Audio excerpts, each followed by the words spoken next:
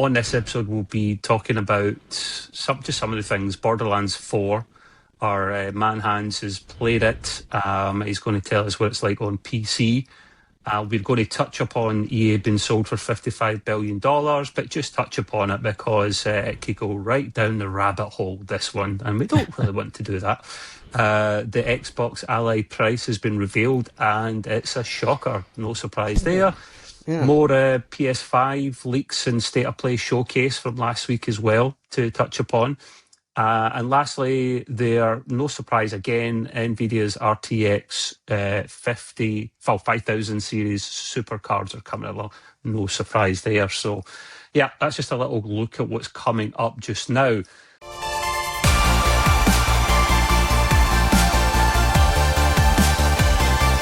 Welcome to the Extreme Gaming Podcast. Hello, welcome to the Extreme Gaming Podcast, episode 300. That is right, episode 300. Woo-hoo. I am your host this week, Trev, as always, and joining me on the podcast today is... Great Gamer 25, episode 300. We got some neat stuff for you in a minute. Oh boy, and I am Hans, known as Michael from Hell, and I am scared of the neat stuff. Yeah, I'm scared also. I don't know. There's some surprises Gray has lined up, which could, and they'll be recorded live. So, anything could happen after this. These By the are way, played. Welcome back, Trev. Yeah, welcome back. Thank you for holding the fort for a couple of weeks as well. Matt should hopefully be joining us. He did say 6:30 BST. 6 p.m. and he's not here, so we'll hopefully see him shortly. He'll pop in. But yeah, boys, thank you for coming along today.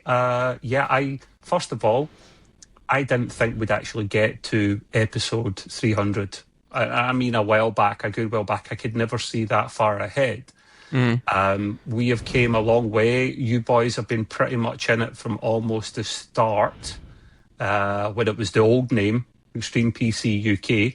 I personally prefer the new name because it's more generic. I know Hans might have an issue with that because he hates consoles, but we're more encompassing everyone now in all mediums in that respect. So I'm proud of where we've got to at this stage. What about yourself, Gray? I think we've come a long, long way, especially in the last, let's say, 2 years as opposed to the first 4. Not that it was bad, the first 4. It's just that we've done a lot more in the last 2 in comparison. But I can't believe that this has been going on like 6 years. I don't even where'd the years go, man? It's like I can remember jumping in after I think a year this was on, and then I've been ever since. So and it's just like, wow, man, it seems like ages ago, and stuff. But hey, man, it's been fun. Still enjoy it after all these years. So. Yeah. And I think the only way that we could ever do something like this is amongst our friends, and that would mean you, and that would mean Hans, and that would mean Matt, as well as some of the people that pop in and out, like Taro for a little while there, and etc. So that's as big a deal as to making the podcast great as anything else. Yeah. Hans, did you see it going this far? Well, I think the first time I joined was in 2015. Episode 3, I think it was. Wow. Because I sent in a question about back then, I had Titan GPUs. Oh, yeah. And I had two of them. So, and I read somewhere online about you need an X amount of RAM to make it function the way it should be. And I just wrote in the question, is this actually true? And, well, I was invited on. And I've been on and off for the better part of 10 years. And no, I could have never imagined that there would be a 300 episode, to be fair. So, yeah, here we are. So We are, boys. Really proud of everything we've done. I think 4 of the 6 years, or maybe more than that, we've been on weekly. Because originally it was only monthly. So true. I remember. Yeah, we were steadily once a week for quite a long time. Yeah, very true. Just really quickly, probably should have led with this, but it's obviously, as we said, episode 300 kind of tribute, if you like. Maybe run a little bit longer than usual, but, there's some kind of little shout-outs coming from Gray in a moment. So, Mr. Gray, you got a quick shout-out before we kick on with the surprises. want to do a shout out to Scott. Scott is the one that actually bought a built PC by Tarl. Because of him being on the show and everything they found out about, and he's been happy ever since. And last week or the week before that, I was trying to remember the type of VR that I wanted to remember in a game that I played, and I couldn't think of the name. And of course, he told me that it was augmented reality. I kept on saying mixed reality, but it was actually augmented reality. So thanks, Scott. That's your shout out, and now you'll become rich and famous. Yay! Brilliant. The other thing is I put together some special little things that I spent some time on. They came out really well. I'm happy with them. But the guys here have not heard them. So I put them out and didn't name what they were or who they were or any reference at all. So Trev has 6 of these things, little tributes to our 300. Yeah. And you can play one at a time, Trev, and we'll just react to each one of them. So... Right. Oh, do you want me to play all of them or just some? Yeah, just now? make sure the thing's on live so we can get Yeah. it. We're gonna go one by one. Or, Just one by one. Then I want to see what your reaction's going to be. I'm so scared of this one. Yeah, me too, man. Hopefully they're loud enough. This could be framing us up for something, Hans. Who knows? I'll This see could you be in jail soon. devastating. Yeah, this could be devastating. No, it won't be. It's not going to be embarrassing to you guys. I don't even mention your names. I know. I'm taking the piss. It's just sweet. Right. Okay. Yeah. Let's go with the first one, boys. Bear with me for a moment. Okay. Congratulations on your 300th episode. I will have to tell my boy. I'm going to play that one more time. Go ahead. Congratulations on your 300th episode. I will have to tell my boy. So I would like to thank Kratos, aka Christopher Judge, for that little shout out. That was very nice of you. Those cameos. Not really Christopher Judge. I want to make sure we say come that. on, man. Say come I on, probably, come on. yeah, You just, I was about to say the cameo fee must have been really expensive. That one, you could have played along. Come on. We got to play a wee bit more careful since we're monetized. We'll talk about that later. True. Yes, we will talk about that after this. Yeah. So we'll go number 2 then, right? Let's see what he's got. Okay. And Gray likes doing this, so let's go to number 2. You have reached episode 300 and with no assistance from the Force. Most impressive. Oh, that is. Good old Darth. Hans has got some issues about Star Wars there, so I think he's just had That some. actually hurts, man. Yeah, Yeah, but what he said was so truthful, though. It is. I'm not questioning the message. Just a bit of fun. We're having a laugh. And by the way, I'll leave it up to you, Trevor, as to whether you want to play them more than once. You don't have to. I'm just leaving it up to you. Okay. Right, let's do number 3 then. Number 3. Congratulations, guys, on episode 300, a milestone for certain. Who the hell is that? Come on, even I know that. You should know this, Trav. Is this Sean Connery? There you go. It's not a very good Sean That's Connery. James then. Bond. That's James Bond. It's not a very good Sean Connery, and that's why I was confused. I was like, I think it's pretty good because yeah. one it's more an time. older One more Connery, time. not when he was super young. One more time. Congratulations, guys, on episode 300, a milestone for certain. Boys, I'm telling you right now, that is not him. James Bond went Dutch. He's went Dutch. James Bond is Dutch. What have you done, man? You do realize every one of these I use multiple sound files. Yeah, I think it sounds spot on. It's not But anyway. I had it I'm immediately. The Scot. I'm the Scot here. Come on, guys, right? I'm telling you. I'm telling you. Right, okay. We'll crack on it. Number 4. Number 4. One of the most loved game podcasts of our time. A 300th achievement of a lifetime. I don't know who that is. There's no particular name to that, but that is a mimic of a very famous voiceover guy, similar to the guy that does open of our show. One of the 5 greats of all time. And he was often heard on mostly Disney stuff. Whenever you heard Disney talk and him talk about 101 Dalmatians or whatever movie. Yeah. But you can play it again. Sounds great. No, if you say so. One of the most loved game podcasts of our time. A 300th achievement of a lifetime. There you go. Look at that. Yeah. It's the narrator guy. That's what I said. Yeah. Okay. Right. So 3/4 of the way through. Voice 5 coming up now. Congratulations on your 300th episode. I would applaud you, but I don't have a fecking body. I'm just gonna guess here. Kang from the Turtles? Came from the what? Kang or whatever he's in from the No, Turtles? no. Oh, he has a body. He has a body. I'm going to listen one more time.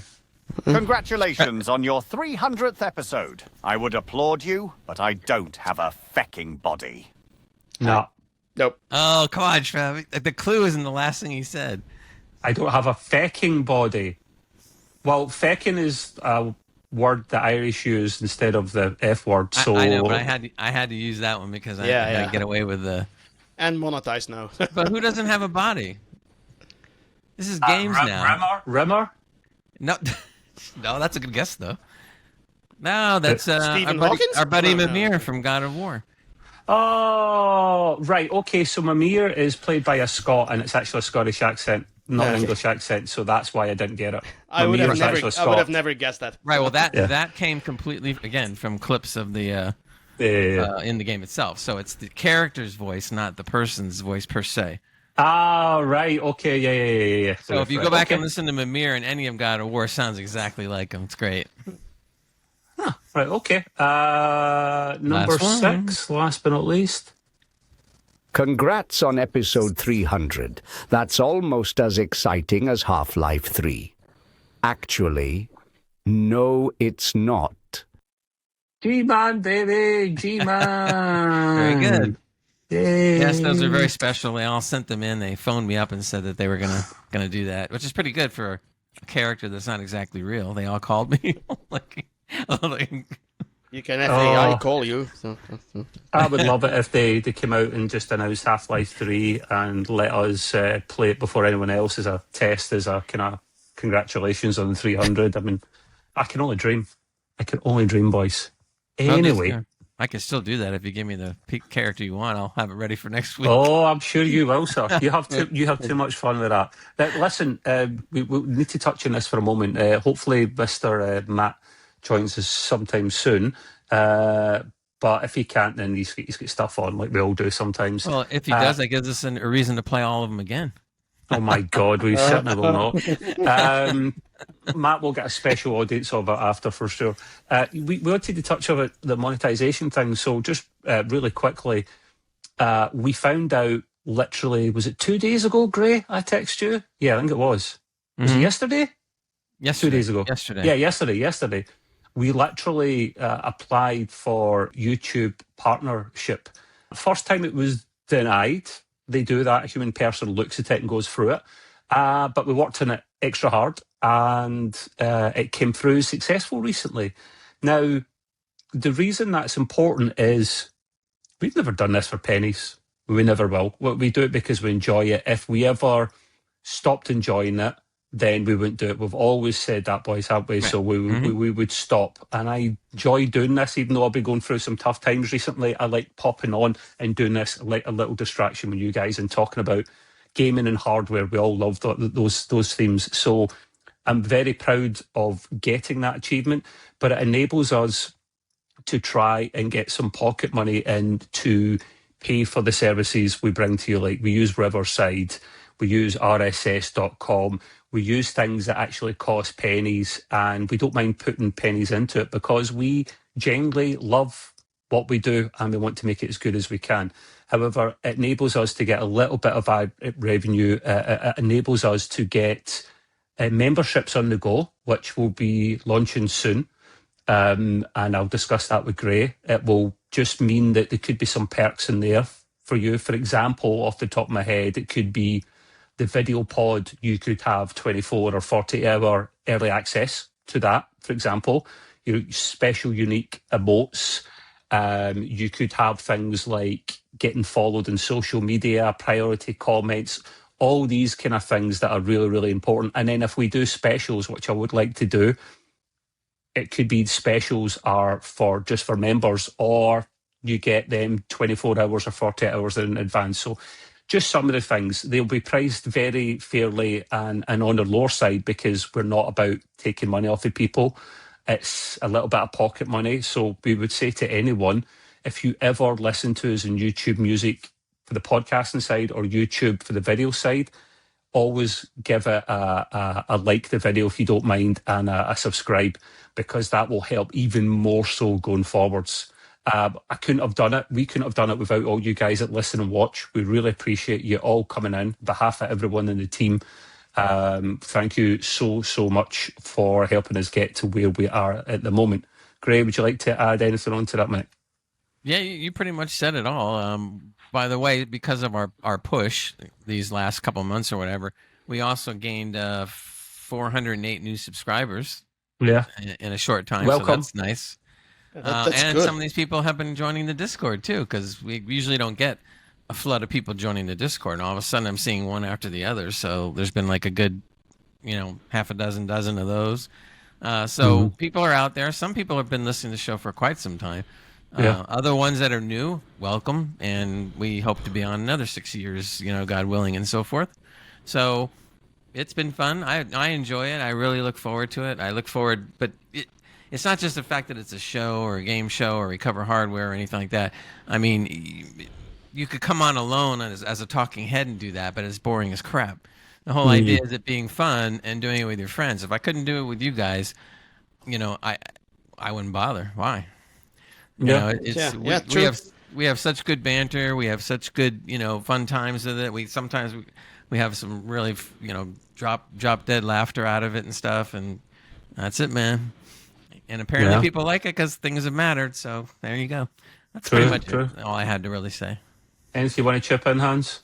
Well, I was just thinking, like a few years back, right? This is still a weird concept to me, right? So somebody wrote in with a question, and he was actually a soldier stationed in Iraq. And I was whoa, my voice is actually in Iraq, and people are listening to me in Iraq. It's like, weird. So I remember that. That, man. Yeah. And there's some people it's a question about hardware specifically to me that back then was like, it was really a really weird moment. Hey, Matt. Matt, man. What up, buddy? I'm here at last. At last. Mr. Matthew. And we started... You missed all the good stuff, my friend. Don't worry, we're going to run it again. So we'll see you next week. Thank you for tuning in, people. Bye. I just need to catch the Matt, would you get out of the ready room of the Enterprise E, man? This is why you're fecking late. You're not on the bridge. He's been sleeping in the ready room. That's what it is. I was waiting to give a mission brief, but nobody turned up. Well, Matt, let me bring up to speed a little bit. Basically, Trev's going to play a couple of things that I made to get your guys' reactions. He'll do that in a second. But we were just commenting on how long we've been on, and we're commenting like on, like I had mentioned that we all have mentioned that we do this for fun. If it ever became not fun, we wouldn't do it.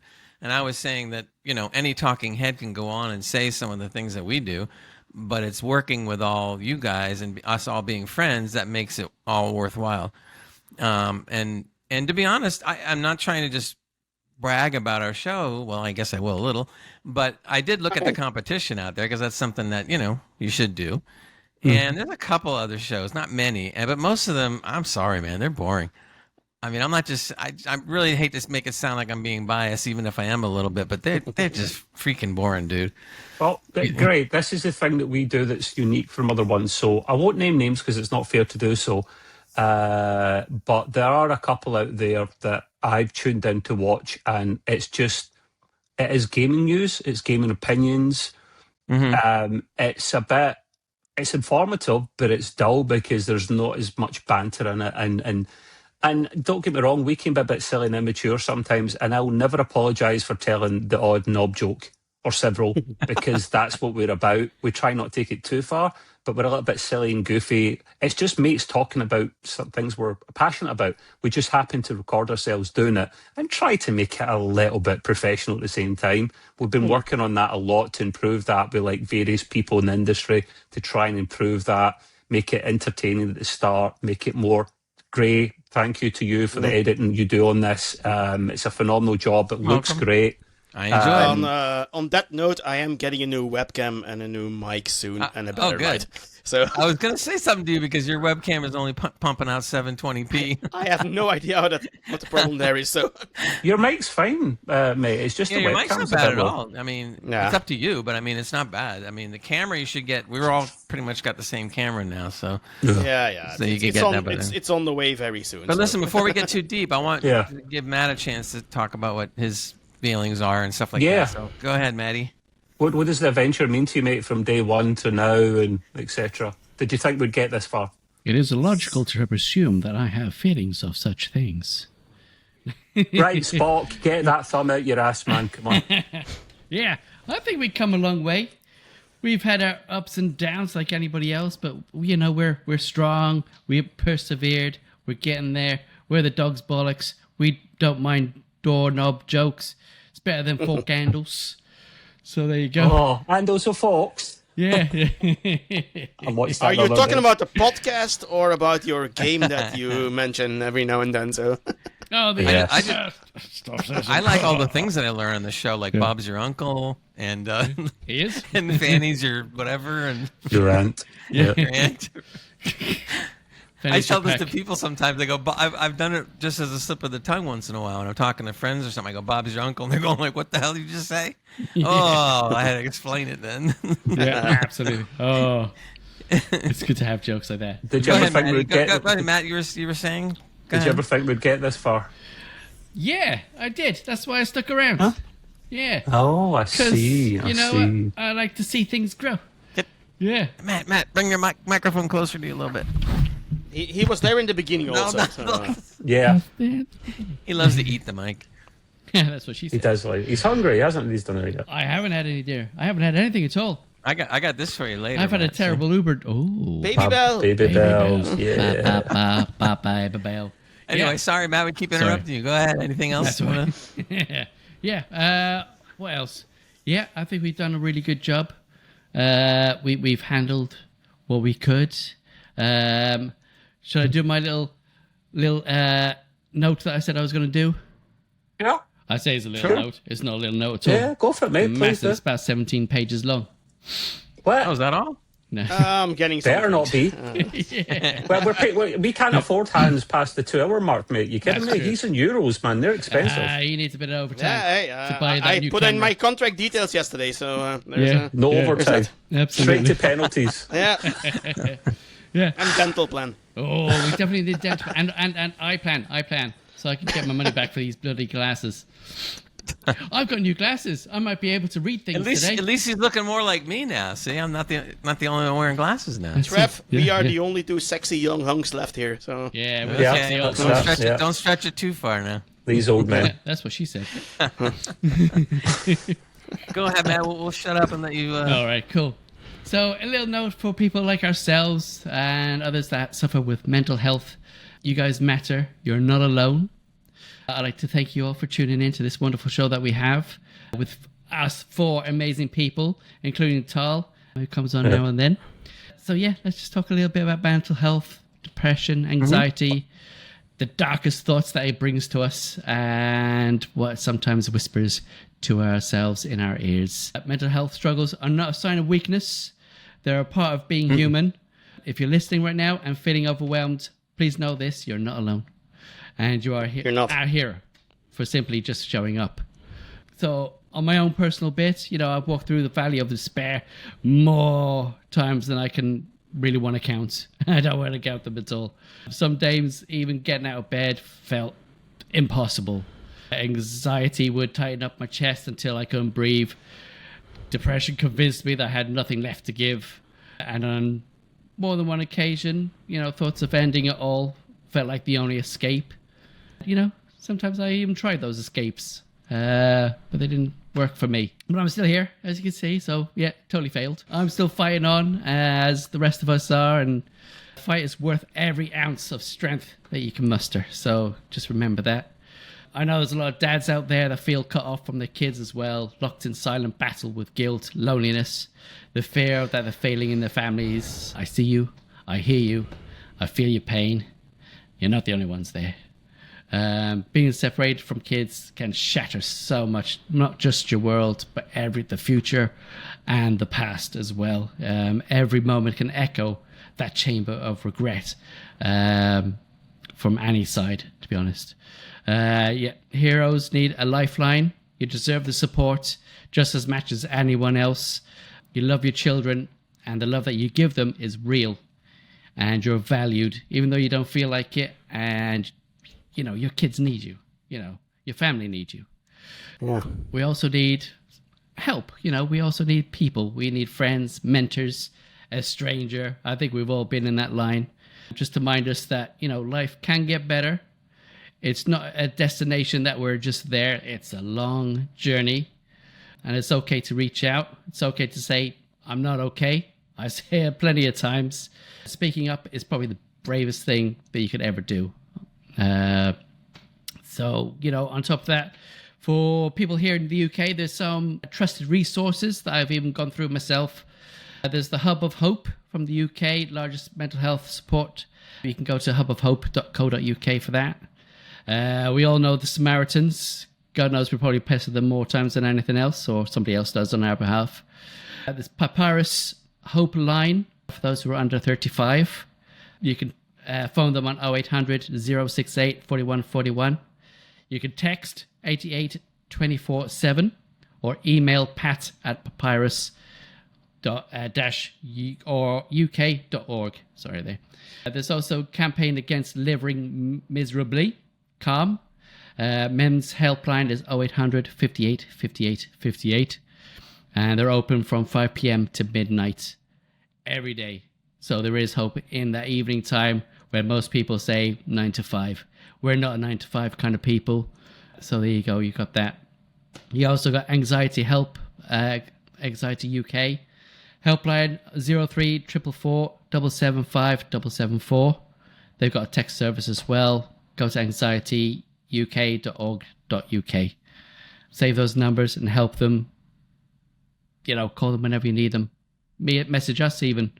Also, reach out. Yeah, absolutely. To anybody out there, whether you're a father who wants to see your kids, a friend in silent pain, somebody who's hit rock bottom, this is for you. This is for us.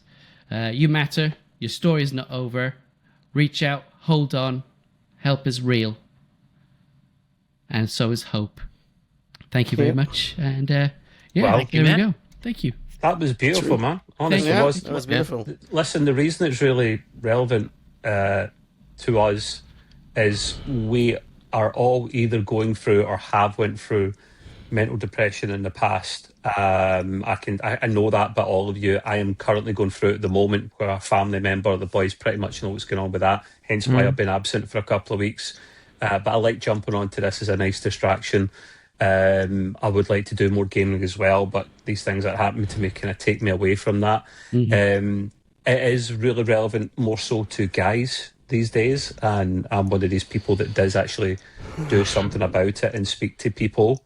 You are always welcome to jump on the Discord and have a chat with any of us. Maybe you don't want to speak to your family, your friends, maybe you just want to speak to one of us because you know us but you don't know us, if that makes sense. So we'd gladly speak to you and have a word and just chew the fat.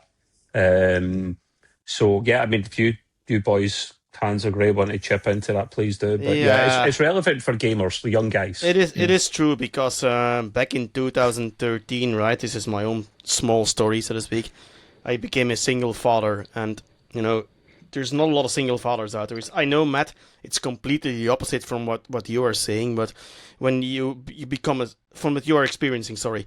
So when you become a single father, it is not the norm or the socially accepted norm. And I ran into this brick wall, right? A single father, you can handle it, you can do it. And I also had to reach out for help back then.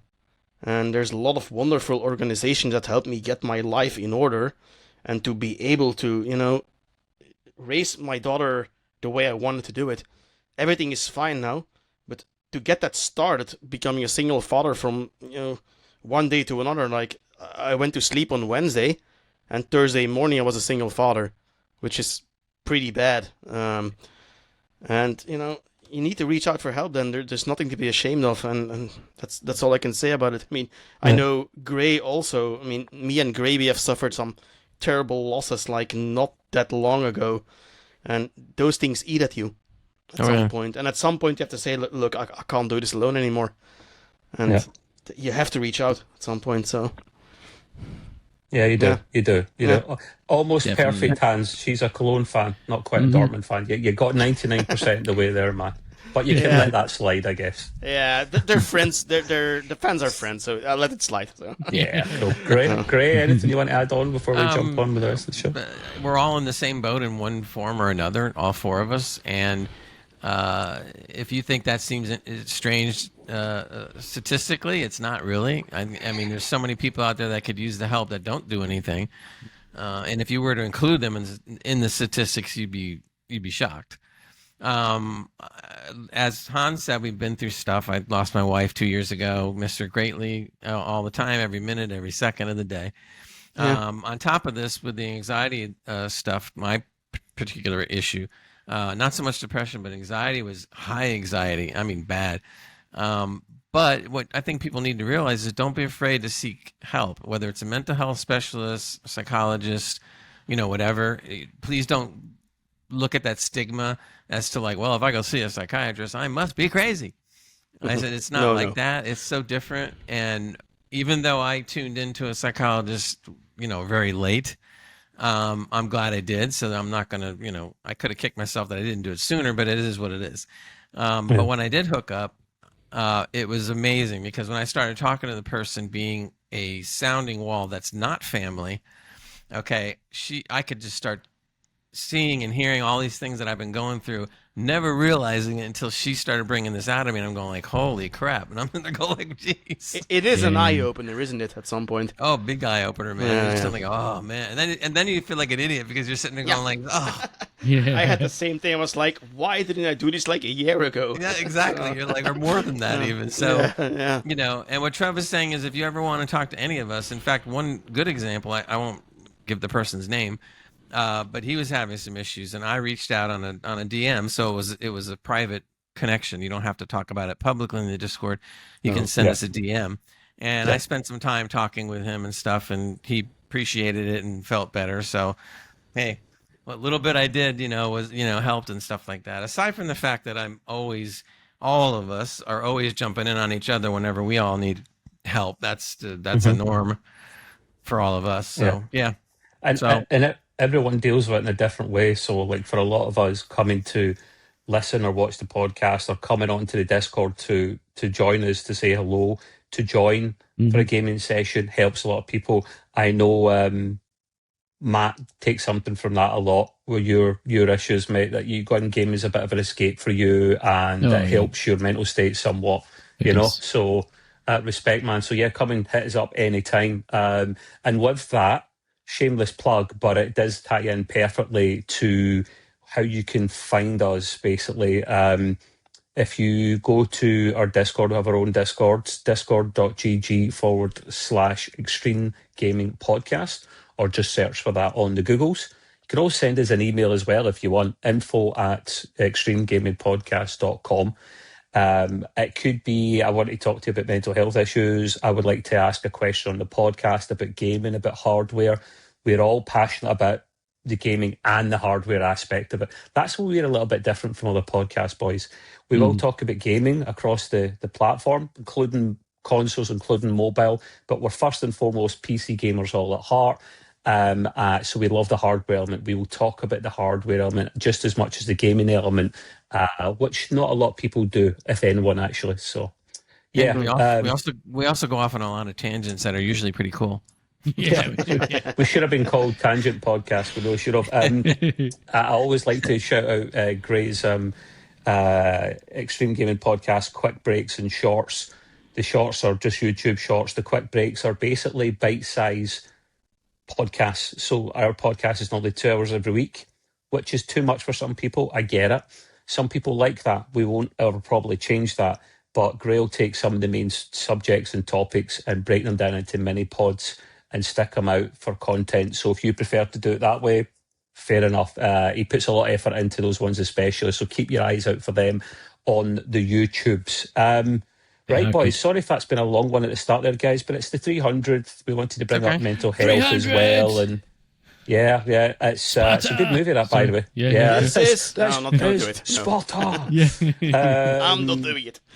see, it feels like I should do it because Gerard Butler's from the same town as me, so like it has to be done. Trev. By the way, Trev, before we get deep into other stuff, the voices. Matt hasn't got to hear the voices. So Right, for everybody I out tell there you that what. missed it, Yeah, I'll do it once quickly through because I don't want to piss people off too much. I'll do it once quick through. Matt, this is for you, my man. We listened to this at the start, but I'll play all 6 of them back to back, and then you can just have a little chuckle, right? So bear with me for a moment, sir. Congratulations on your 300th episode. I will have to tell my boy. There we go. Number 1. Number 2. You have reached episode 300, and with no assistance from the Force. Most impressive. Hans is just completely not a Star Wars fan now. Like, he's gone now. He's left, thanks to Greta. Jedi. Voice 3. Congratulations, guys, on episode 300, a milestone for certain. Right, okay, Matt. He sounds Dutch, doesn't he? Dutch. See, You don't sound Dutch. I'm from Belgium. That doesn't sound Dutch at Who all. was that, Matt? Okay. Who was that? Connery, supposedly. See, there you go. Yeah. Trev's He's the only talking one about who's sitting there going, "That's not Sean Connery." Hold on a sec. Right, voice 4. One of the most loved game podcasts of our time, a 300th achievement of a lifetime. Does his chair just fall over? Please say it down. Thinking the same thing. I am definitely cutting that out and making a short on it. Here's a It short. looked like I was gonna say, here's a it short. rolling to the camera like it was going to attack us. It looked like an alien clip. I never heard anything, though. I never heard it. You did hear that last one, didn't you, Matt? I did. I still got me thinking. All right, okay. I didn't hear your chair fall over, man. I'm so confused. Let's see if it'll do it again. Oh, no, it's not going to do it this time. Do it again. No, it just shrank, didn't it? Matt, where are you? We want to play a couple more. Listen, if you listen to the podcast and that's your preference, fair enough. But if you don't watch the video part of it, then you're missing out on the you missed some shenanigans. stuff, some crazy stuff. You know, it's too funny. So Matt's still got his headphones at the moment, so I'm going to play the last 2, and then he can let me know what he thinks. All right. So voice 5 again. Congratulations on your 300th episode. I would applaud you, but I don't have a fecking body. Right, apparently that's Mimir, right, from God of War, which we love. And then voice 6. Congrats on episode 300. That's almost as exciting as Half-Life 3. Actually, no, it's not. The G-Man, kinda. Just a little bit. G-Man. Right, no more of that. That's enough of that shenanigans. Right, so let's crack on with the actual news, right? Fell off the chair and got swallowed by a swarm. Yeah, we noticed. That was G-Man, that was. It was a G-Man, yeah, and Mimir G-Man, that's before. right. Yeah.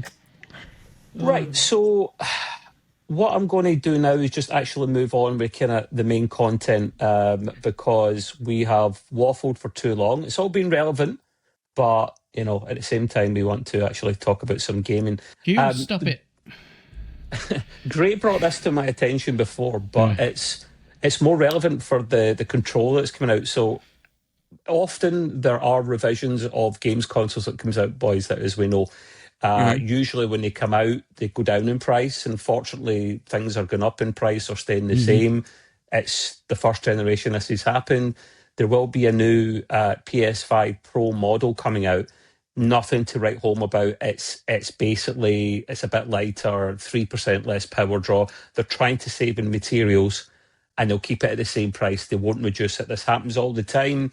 Like, I get it, it's fine. I don't need to buy it for that reason. However, what they're going to do, and it's only taken them, I don't know how many years or decades, they'll bring out a new DualSense controller, a new DualSense 3 controller, or a version 3, and it will actually have, wait for it, it will actually have removable batteries, like the Xbox controller. Finally, well done, Sony. Round of applause for the Sony ponies. Yeah. I was going to say a little late, but hey. Yeah. Somebody's got to be late to the party. It's not just me. That'll be the main thing they're going to do. Like, I'm not going to get this controller because while I like removable batteries, I don't play for a long enough session for it to be important to me. And you can take that battery out and replace it with another rechargeable battery. It's just a bollock. Microsoft's way is rechargeable batteries for the longest time, or you can get little rechargeable battery packs for it. Makes the most sense because it lasts a lot longer. I actually did buy a special edition gamepad, boys. There's an Astrobot limited edition PS5 controller. Now, this is not the first one, Matt. This is the second one. It's almost got the blinky eyes. So. Didn't you get the Doom too, right? I've got the Doom one. So I got a pre-order in for this Astrobot one, which is really cute. So that comes at the end of October, I think. So I'm excited about that. I'll punt the old one, get some cash back. But I'm not buying this, boys. I guess it's just a nice, pleasant surprise that Sony's joined the old battery club. Well done, guys. The old battery club. The old battery club, They put these batteries years ago that are half spent. Very sorry, boys. No, all good, my friend, all good. I don't know if you heard that, Hans, about... No, sorry, somebody from my work was on the line. I needed to take the phone call. So. No, okay. You're okay, mate. I understand how great you were, but you missed it all. I mean, I know. Story of my life. No, we're saying there's a revision for PS5 Pro coming out, but it's just to save in materials a little bit and keep the cost the same so it doesn't rise. But while that isn't interesting because it happens all the time with consoles, it's the fact that Sony's new DualSense controller will have removable batteries and not rechargeable batteries, Hans, for the first time. To be fair, though, I mean, the DualSense controller, right, of the PS5 with the haptic feet has haptic, right? That I think is actually a brilliant thing. So this is what I want to see companies and consoles do. Those kinds of things. So I don't because everybody's always on Hans hates consoles. I hate the modern consoles, right? Because what those companies are doing is they brought exclusivity. They brought, paying for online services. And I'm like, these are all things that are setting the gaming industry back and not forward. Yeah. But on the other hand, like a haptic feedback controller is actually something cool that we can use across the board, right? So I want to see more of those kind of things. I want to see that Sony. That's what I want to see. So since you brought up haptics, I don't know if I'm going to do this, but I'm thinking about it. I have the haptic headsets that Razer makes, which, by the way, is phenomenal. And I think I mentioned last podcast I put them down for a year, and then I picked them back up and started playing all the DLC on Sniper Elite Resistance, and I was like, whoa! And they had gone through an upgrade, so the upgrade was a software upgrade, and so when that came out, I'm going like, Jesus, is even better than it was before. But they also have a thing that I don't remember the exact name of it, but they've come out with a haptic back piece. So it's kind of like it goes from your shoulders, I think, or maybe your head. I don't remember, all the way down to like your waist, and there's like 6 or 8 sections on this thing, so that when you wear the headsets and you use this thing, when people come for whatever direction, or there's an explosion, or if someone's firing at you, whatever, it knows how many of these little pads should go on and off, 1 at a time, 2, all of them. And I'm sitting there thinking like, that sounds pretty cool. I think it's like $300, but I might splurge because. Okay, just a question for Matt then, because would that be any helpful for the games he plays? Yeah. So imagine what you can do with those things. Yeah. he needs another piece. Well, he needs probably a piece. He needs a piece lower down that we can't really talk about in a family pod. Piece. A frontal piece. Yeah. Front, side, Dirty. and back. Dirty boy. One size fits all. He wants to play genital jousting for real. I try it sometimes on the weekend, but I'm always left. You won't see that on our YouTube channel because monetization doesn't. I was banned for illegal competition, so don't worry about that. Well, that is a very good point, boys. Side tangent, surprising for us, I know. We have to be really good and not swear too much, because the YouTube thing does not like it at that stage with your partner. That hates it, in fact. See, that is a thing about being a single father. Well, I learned to say frack and all that kind of stuff, and chisel, and fork, or tish. Yeah. To be honest, YouTube is pretty forgiving in some ways. I think it's the first 10 minutes, if I remember correctly, right? But you just can't get too overboard with it. There's people on the air now that use all kinds of explicatives, and they're million subscribers, and la la la. Yeah. But we never Go too far. We're extremely potty mouthed anyway, so Yeah, true. We're cool. You could always say frat. You never played with Matt, did you? Okay. Oh, I play some games with Matt. Okay. Yeah, just well, not with him like that, but with him in the game. I mean, that's fine. Oh yeah, no, game. I'm talking about game. Yeah, I got. If we're in a Discord room, we can chat what we want. That's always absolutely fine, and we often do. So no, right. Moving on from that aspect of the PS5 Pro to the handheld market now.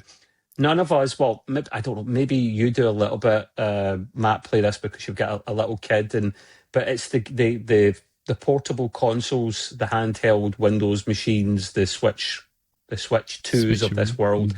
It's something that we're not mostly that interested in here, the four of us. However, it is a big deal because these handhelds are becoming a bigger thing. Mobile gaming is becoming a massive deal around the world. It is the biggest market. There's like over 500 million people playing it, and it is mostly China, to be fair. But the ROG Xbox Ally X and the normal Ally, they were revealed a little while ago. I played on it on the Gamescom, remember? Yeah. Oh, I had hands-on with okay. it. So it is an impressive machine, aesthetic-wise. Right, and I remember saying this is not going to be cheap, but yeah. Go ahead, Trev. Yeah, no. In a moment, you can certainly tell us what you make of it, my friend, because it's very relevant to this. They've now revealed the pricing of said consoles, and they basically just look like the handhelds that are out at the moment, but they've got a kind of Xbox type controller bit on either end. So it doesn't look the nicest, but it's practical. So, we'll get to it in a moment. I want Hans' opinion actually on the thing. They're being released on October the 16th. And the cheaper model is the ROG Xbox Ally. That will cost you $600 or £500. While the premium edition, now I'm impressed with this, is the ROG Xbox Ally X. That will cost you $1,000 or £800. Finally, someone bloody knows at ASUS the difference between the two currencies, man. Finally, it's not 1,000 and 1,000. Jesus Christ, someone can do maths. Hello, NVIDIA. So. I don't know what it is in euros. I would imagine it will be... It's going to be €1,000. You think so? Yeah. Don't worry about it. I mean, you look at the VAT. You look at the VAT situation as well that we do in the UK. So that's another 21%. So don't worry about it. Oh, God, 20%. They might be putting that up. So, God. Yeah. So it will have a market. A lot of these have sold out already. The difference between the two essentially is the cheaper model's got the AMD Ryzen Z2A processor. It's got 16 gigs of LPDDR 6400 mega transfer RAM and 5 gig of SSD storage. The more lucrative model is the AMD Ryzen IA Z2 Extreme. I feel like saying extreme. You need maybe voice that over, Gray, with some like sound effect or something. 24 gigs of RAM, but it's clocked at 8,000 mega transfers. 24 gigs is the nice premium sweet spot these days for gaming, really. And 1 terabyte of storage. It'll have a bigger battery as well to accommodate the extra power. Both models only have the 1080p IPS screen. Now, it doesn't bother me because it's a 7-inch screen. I don't need it to be more than 1080p. And I always play my Switch 2 dock, so it doesn't bother me. But it is 120 hertz refresh rate, does have VRR support, but there's no OLED model, which is really disappointing. It's Switch 2 done this, never brought another OLED model. These guys are doing the same, and I'm not happy with it. However, the one good thing it's got going for it is the software in the background is essentially Windows 11.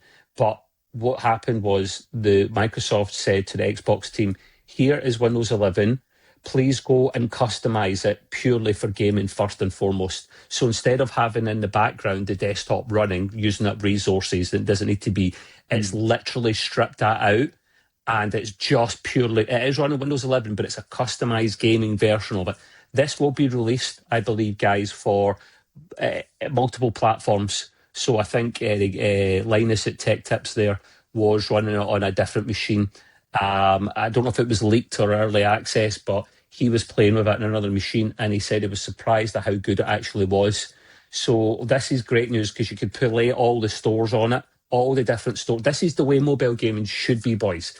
This is the way. This is mobile PC gaming for us if we were on the go, and it's finally got the power and the flexibility to be meaningful to people out there. So, I mean, Hans, first of all, you've played this at one of these at Gamescom. Was it the Peasant Edition or the Premium Edition, and your thoughts on it? Of course, it was a premium edition that they're going to display there. So, but the price wasn't known back then, and the software wasn't really, how do I say this, configured yet. So, yeah, kind of was a pain to start up a game, right?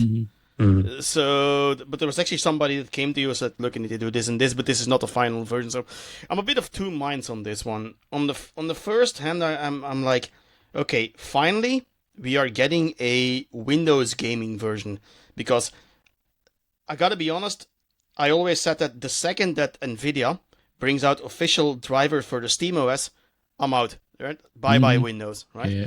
But if they can somehow do this and get me a gaming OS that is actually, Windows based, I would prefer it, because it's, there's much more support now. About the device itself, right? It is a big boy, right? Does it feel really heavy in your hands compared to other It feels heavy, portable? Yeah. It's like a Lynx. So those big ones. Just take the rechargeable battery. Like the old days. Yeah, I remember the Lynx. Yeah, it's worse than the Lynx though. But okay, but it actually, I can't say it felt bad to hold, right? I mean, you got the Xbox grips that were on it.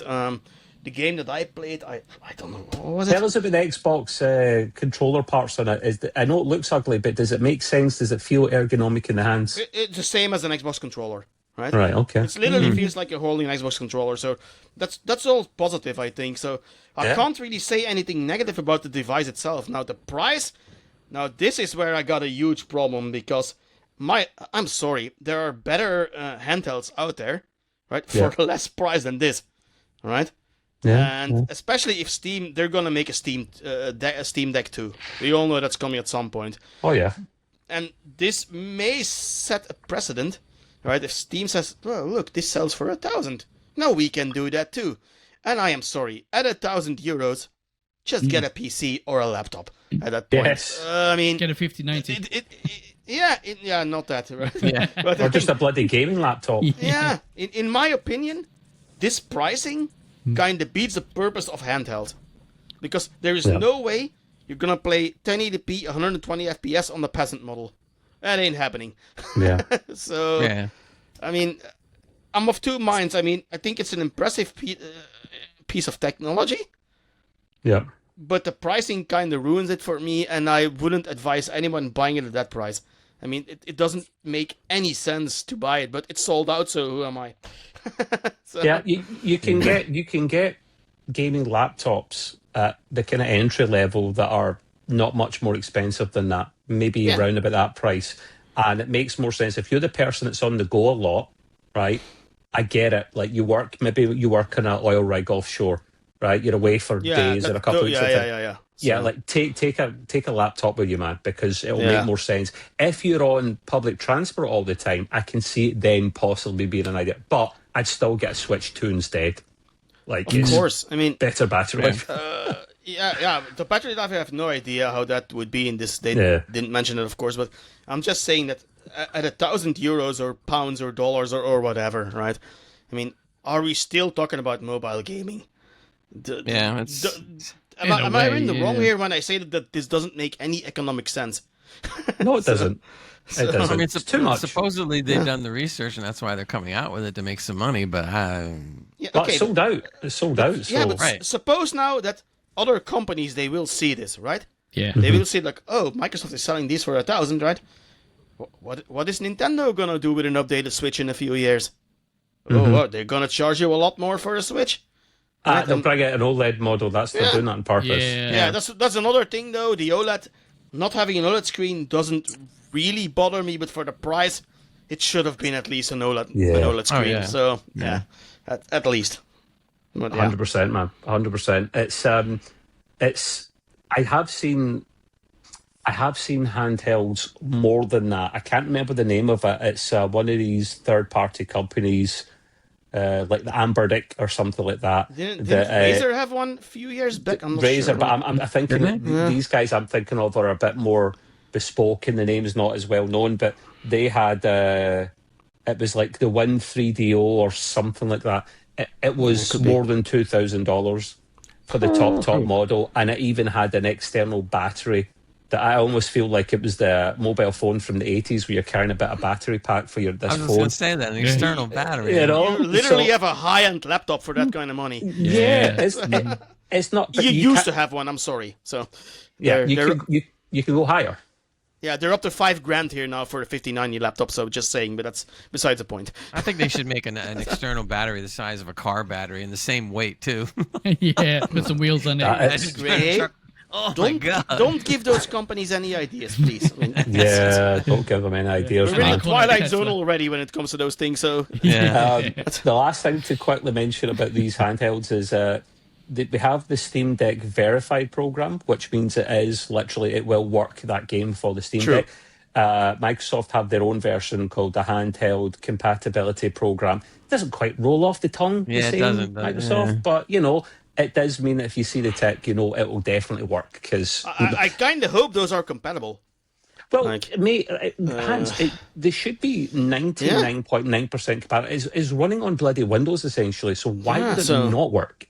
Yeah, I agree. You know? So it's, There'd be By the way, something. Trev, you brought up something I just started thinking. If they've come out with a Windows 11 that's solely for gaming for the handhelds, so why can't we take that, create a virtual machine on our computers now, run our games with that? I would love that. That would be You great. could potentially do that soon once it's properly released. but That I is want a thing. desktop gaming OS from Windows. That's all I'm asking. Give me a desktop gaming OS, right? That's like gonna be Steam juicy. OS has now, Yeah, which also I for mean, handhelds. well, Give me a the- dedicated OS. So Yeah, but this version of Windows 11 is the closest thing you're going to get. yeah, but Because it let's is hope they're dedicated. going to make one for desktop. That's what I'm saying. So Well, I yeah. would love that. That will 100% happen, and they'll get competition from the Steam box or whatever they call that thing, because Yeah, that's there's also heavy coming, rumours true. that Valve will do something similar, and that's good for the market. Give us Absolutely. competition. I mean, for me personally, Hans, while it's a good idea, maybe on a separate machine, like I can speak more for Gray than myself, but we need multimedia machines because we do so many different things. So True. for I me, I need would a need gaming OS. So yeah, I get you. Yeah. yeah. Plus, Well, I to mean, be honest, why would you not make something that can work either way? Because that's more units that they can sell. Mm-hmm. I mean, theoretically, if you could switch it easily from one to the other without having to have a virtual machine, that'd be even better. Yeah, well, I agree. Gray, maybe Or you could do a dual maybe- boot. You could do a dual boot situation. That's Well, not one thing I also difficult. wanted to say about that one: if Windows or Microsoft should release a Windows gaming OS, and they charge you a little bit of money for it, even that, millions of people are gonna buy this. Yeah. Oh, yeah. It's free Exactly. money. So that's They could charge, the going price for games now, $80. I think Windows 12 should have its own gaming version. So when it I comes have out, a rant about that later. Sorry. so when Windows 12 does come out, because it will come out at some point, they then should go, right, here's Windows 12 gaming or something like OS, or give it a different 100%. name. Yeah. Yeah. Agree. 100%. So, Then we'll be happy, honestly. But anyway, right, so we'll spend too much time on that. We'll move on to the last thing I want to really quickly discuss, which I like little articles like this. I just put a little smile on my face. So I read this just very recently, and it says that, I'll just read out the actual headline. The amount of video games released on Steam has reportedly increased by 93% from 2020 to 2024. 93%, boys. Wow. Oh my God. See what a pandemic does for the world? I'm not saying I want another COVID pandemic. I'm not. yeah. Just saying. But, I mean, are you boys surprised by that stat? No, and to be fair, as a hardcore Steam loyalist that I am, I'm Steam level 152 or something, or 42. I don't even remember that. Rumour has it Hans works for Valve, by the way. Yeah. No. Oh, quick Yeah. note on that one, because the highest Steam level is 5,002. Just saying, right? So I'm not nowhere near that. But I am a bit, how do I say this? It doesn't fill me with joy, so to speak, because the whole point of the PC is that you got this open market, right? Yeah. And we gotta be honest, Steam has 90 to 99% of all video game sales on PC, and as much as I guilty of it too, because I really hate some of the other launchers, right? And Steam is just the best. So, but please, more competition. This is Epic's good for that. I mean, they are the guys Epic, that do. But They do to be Fortnite. fair, do you think Epic is a good storefront? I hate it. It is pretty average, but they give out the free games every week or every month, True. and that's a great thing. That it really I get is. them almost every week. I got 300 games all free. Hans, while I agree with you that Steam's the best one, and it's probably all of our favourite ones, right? Because they do a really good job. They're a private company. Absolutely. They put everything into making that the best they can. However, I still don't like the fact that they charge publishers or developers 30% to publish the game, whereas Epic charged 12.5% or 13%, and something still like that. developers, prefer I was just Steam. going to say that. Regardless of that, it hadn't seemed to make much of a dent. No, Steam is almost untouchable at this point. Their sales are better than they used to be. I've said this before. Their sales used to be shit for such a long time because sites like CD Keys would always win. And then I think Steam realised that and went, let's bring out our deep discount section on the sales. And they're actually decent now. So, I mean, respect. Just a quick update. I am Steam level 142, not 52. I only have 4,000 more levels to go. Yeah, come on. I mean, I don't know what bloody level I'm at. Maybe I could find out. I'll probably find out for you boys. Just go to my account and then it's in the bottom. It was Bloomberg's Jason Schreider that came up with that article. He's one of the big guys in the industry there, so often a lot of things he said are relevant. What I'm looking at my Steam account at the moment. I'm level 19, years of service, over 1,000 XP. I got 14 years of service. It says, so right? level 19. I thought it was higher than that. No. Yeah. What level are you, Hans? Did you say 142. 19? 19. 19? That does seem low. I'm 142. But Jesus I do play the card 16. collecting thingy. So You know why he's got a level that high? Because he pays full price for Borderlands. you actually don't get any levels to buy games. That's a myth. It's how much you play. Or a partial myth. Actually, Gray and Matt. I don't know what level I am. I'd have to go on and check it. I have no clue. It literally 16. tells you under Steam under your But I had to open name. Steam. I didn't feel like doing that. But Maybe I okay. can see. But if wait, you're before we go, I want to say PC one more was thing. We're leaning into Steam right now. I think Conj sent me the clip originally, but anyway, they gave a special badge and everything out to this one guy that You're level owns 16. Sorry. 40,000 Steam games. I'm going like. Yeah. 40,000? How could you possibly own 40,000 Steam games? I'm like, wow. Yeah, I heard about this. It's cool. Humble Bundle does a lot. Yeah, Yeah, but you literally have to buy like every game that comes out almost. I mean, Well, there's over 100,000 games on Steam, so he's not even close to having everything. So.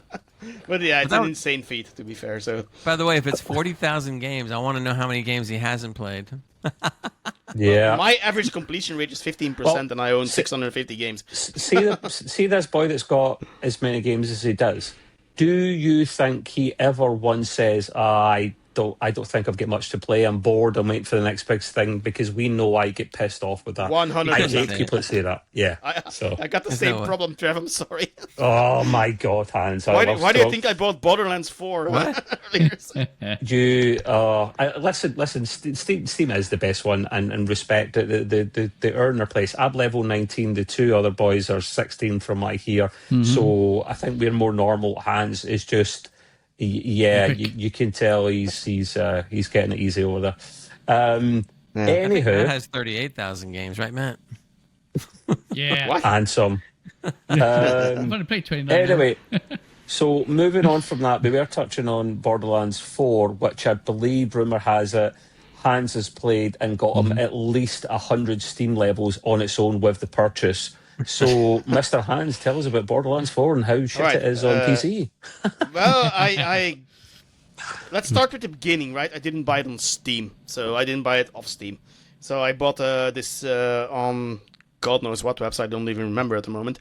And I bought it for 80 euros for the Super Deluxe version, which is 129 euros on Steam normally. So is it expensive? Yes. Is it as expensive as on Steam? No. So let's start there. Now, about the Borderlands problems, and I guess we all have seen the YouTube clips and all the comments that people are making. I'm almost ashamed to say that I have had zero problems at all with the game, and I'm running 4090. Yeah, I was gonna get to that. And I run it at like 90 to 110 FPS depending on the area that I'm in. That's on the max settings, but the caveat is I am using DLSS quality and I am using FrameGen because FrameGen 2 or 4? No, just FrameGen. Just 2? I can only do one. I can only do the normal FrameGen with the 40 series, Okay. which is more than enough for me at least. Oh yeah. But see, I have had nothing of all those issues. No stuttering, no frame dips, no nothing. It runs completely smooth on my end. And I had a great experience playing the game. But that is not to say that there are not problems with the game that other people are experiencing, because if so many people have problems, so there is an optimization problem there, and it's once again it's a UE5 engine game, so I guess Unreal Engine 5 is brutal on the hardware, man. Yeah. But yeah, I'm not experiencing any of that, luckily, so I can talk about my experience with the game, and I'm having a lot of fun with the game. I mean, I think it's great. You got Claptrap back, which is, he's an awesome character. It's a game that Gray will love. Now, one thing though is, when you start the game, you have the difficulty options, right? It's easy, normal, and hard. So you're actually being punished if you play on easy or on normal. You get lesser loot, so you have to play on the hard. And I was like, oh my god, this is going to be like one of those, I die a million times and all that kind of stuff. And actually, I'm really bad at first-person shooters, and I get along fine. So if I can do it, you guys can certainly do it. So the only thing on hard, difficult, that's what you're doing? Yeah, I play on hard because you get the best loot on hard. That's the only reason I'm playing on hard, because I was actually planning on playing on easy until I read that you actually get punished for playing on easy. You get lesser loot and all that kind of stuff, less XP. It's like, okay, no, let's try on hard. See if I can manage it. If not, I just lower the difficulty. But I have no difficulties at all so far, right? I'm only 15 hours in the game. I only did a little bit of the main mission. I did mostly of the side quest. Now, it is cel-shaded, so that's another reason why I don't think this game should be so demanding as it is. Yeah. And I'm playing as Vex, which is like this female witch kind of thing. I already forgot what class it is, I'm sorry, because I'm not that familiar with the other Borderlands. And, I'm slicing through enemies, I'm shooting thousands of NPCs. The only thing I haven't managed yet is to beat a world boss. That is hard. And the reason I can't beat him is because I run out of ammo. And the reason I run out of ammo is because I haven't spec'd yet in getting more ammo. I spec'd in getting more backspace, so that I can pick up more loot to sell. Hans is firing blanks, ladies and gentlemen. You heard it here first. Yeah, I'm sorry. Yeah, Well, it's a problem. what was the last Borderlands game you played before this? The second one.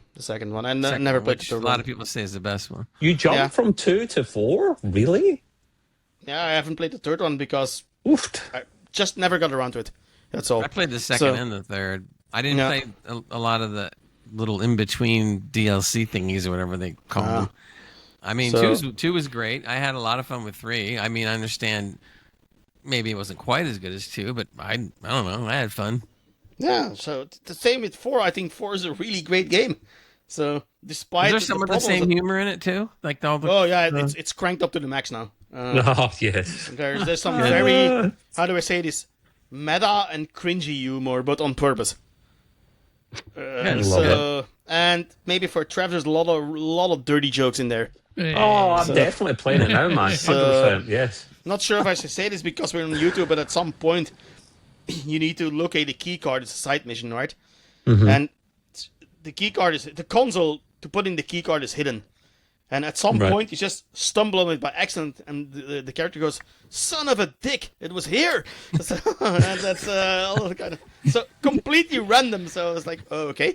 Which is exactly the way we would be thinking. It's answering for you. Yeah. So, but that's the thing with Borderlands. They have always been very meta and up to date with their humor, right? So, and now they lean into the cringe, and even into some of the woke stuff, but it's on purpose. So, and I think More that's like actually a parody. That's what they are. Yeah, More of a yeah. parody kind of thing. I'm sorry to everybody that's having problems with the game, because underneath all the layers of problems, there's a really great game there. And I'm pretty sure I'm going to spend like 60 to 70 hours in that game.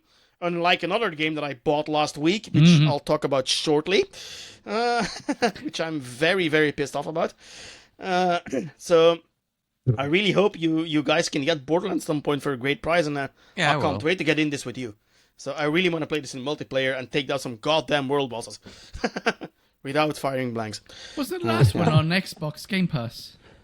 I'm waiting to see if it ever. Yeah, It was exactly. at least. Maybe Yeah. they'll release this eventually. Maybe They still on there. they've still been saying they're not going to put it on Game Pass, but who knows? You never know. Nor should they. I mean, there's The game Gearbox to do apparently that. sold very Yeah. well, so yeah. Mhm. And Yeah, like I still stand by my, Randy Pitchford need to get off social media. I mean, get off.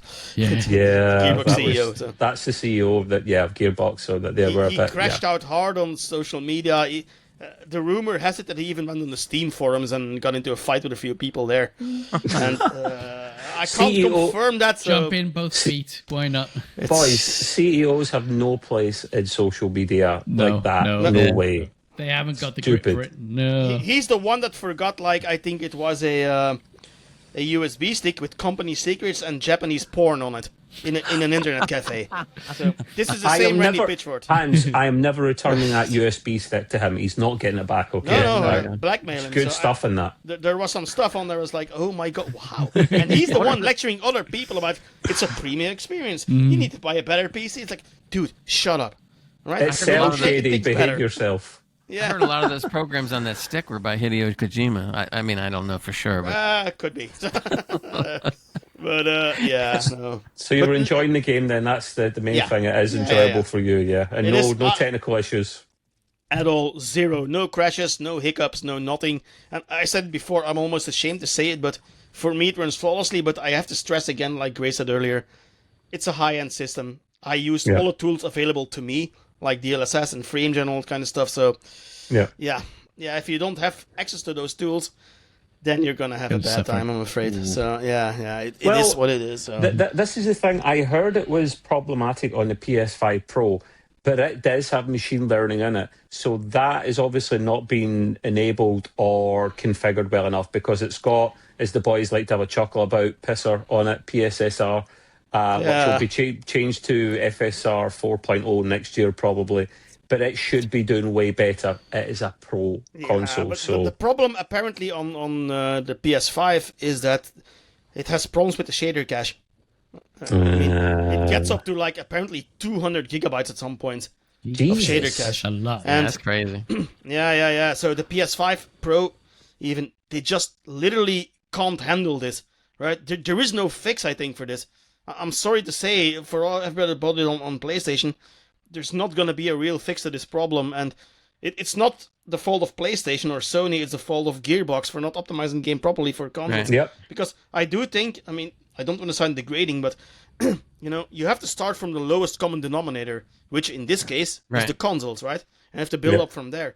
And I think they did the complete opposite. They optimized for high-end hardware, but apparently also people with 5090 have a lot of problems. I don't know what's going on there. It's easier to scale up than it is scale down in these circumstances. So there are definite problems with the game. Luckily, I'm not affected by them, but if so many thousands of people have problems, then there is a problem. There is one, and Well, so there you go, people. If you've got a beast of a PC, you should be absolutely fine. If you don't, then maybe don't buy a PS5 Pro. Maybe just get another graphics card. Just a thought. So. Anywho, so moving on to some game news now. Can I just say one quick thing still? Yeah, mate. I want to touch on about, because it's kind of related. So last week I talked about Silent Hill 2, right? Yes. So, I completed the game now. Again, for me, no technical issues. Apparently, some other people have problems with it. But this is a game that if you buy it new on Steam, is between 80 and 90 euros, right? Mhm. And what you get is at maximum 15 hours of a story gameplay, right? Which is, in my opinion, Disgusting. ridiculous. Yeah. Disgusting is a better word, yeah. Now, what does Konami do? The game has 5 endings. Actually 4, the 5th one is a bit of a joke. So, they want you to replay the game 4 times, and every time it, changes a little bit. I don't want to do that. I don't want to play the same game Too many 4 or games 5 to times. play. So it is insane to think that is not value, in my opinion. No. And as good as Silent Hill F is as a game, it is absolutely not worth the price that it is. So yeah, sorry, No, go ahead, true. Trev. No, I'm glad you brought that up, mate, because I remember you telling us about that, and that's a bloody joke. You wonder why people pirate things. It's because of reasons like that. If it had been a reasonable price, like if it's a 15-hour game, it's not about quantity, it's about quality. And if I think like Astrobot was something like 15, 16 hours maybe, but it was priced lower to compensate. That's what you do. Or you make the game longer with better quality, but they're not doing that. So that's a bloody shame. I will not be getting that anytime soon unless it's via other means or a few years down the line when it's way cheaper. Yeah, you need to get this on the sale because it's not worth the money at release. It's a beautiful game. It's a good game. It's a scary game even. It's a survival horror game. But it's too expensive. I'm sorry. Yeah. So, No, I don't it's think coming Guinness across will pay very that. expensive. Yeah, but it is. I think what we need to start doing is pricing games by the hour.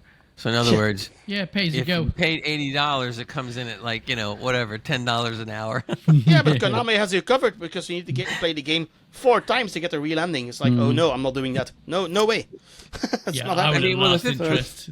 Yeah. Well, with a 15-hour game, I wouldn't do it either, believe me. But with a 15-hour game, it wouldn't be a problem going through it 3 or 4 times because you're just done. Yeah, but it's the same story, just a little bit different. Yeah, I don't And- like that. I don't like that. I don't even replay games now generally, so definitely Every doesn't now work and for then, me. so yeah. Sometime soon we'll be talking about this. We touched on it before when we spoke to chap over at Gamehold.io. He actually has game servers you can rent per hour for certain games, and he takes requests for other games. If he gets enough requests, he consider putting something on that.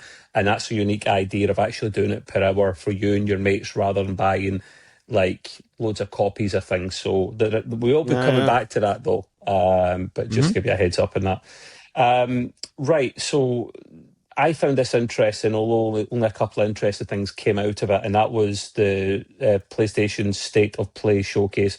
It's kind of relevant here because some of these games will come out on other platforms, including PC as well. Sony have been doing this a lot where they bring games out to PC as well as the PlayStation, either at the same time or a short while after. So I like to see it. Some of the highlights were Saros as well, which came from Housemarque. That game is a kind of unofficial sequel to Returnal, which I gave up on. That absolutely, my poor head, I get confused with that one. I gave up with that one, so I stopped playing it. We do have Microsoft Flight Simulator 2024 finally coming to the PlayStation. That'll make them a lot of money. A lot of money. We saw Battlefield 6 there with a campaign mode trailer, which was pretty cool.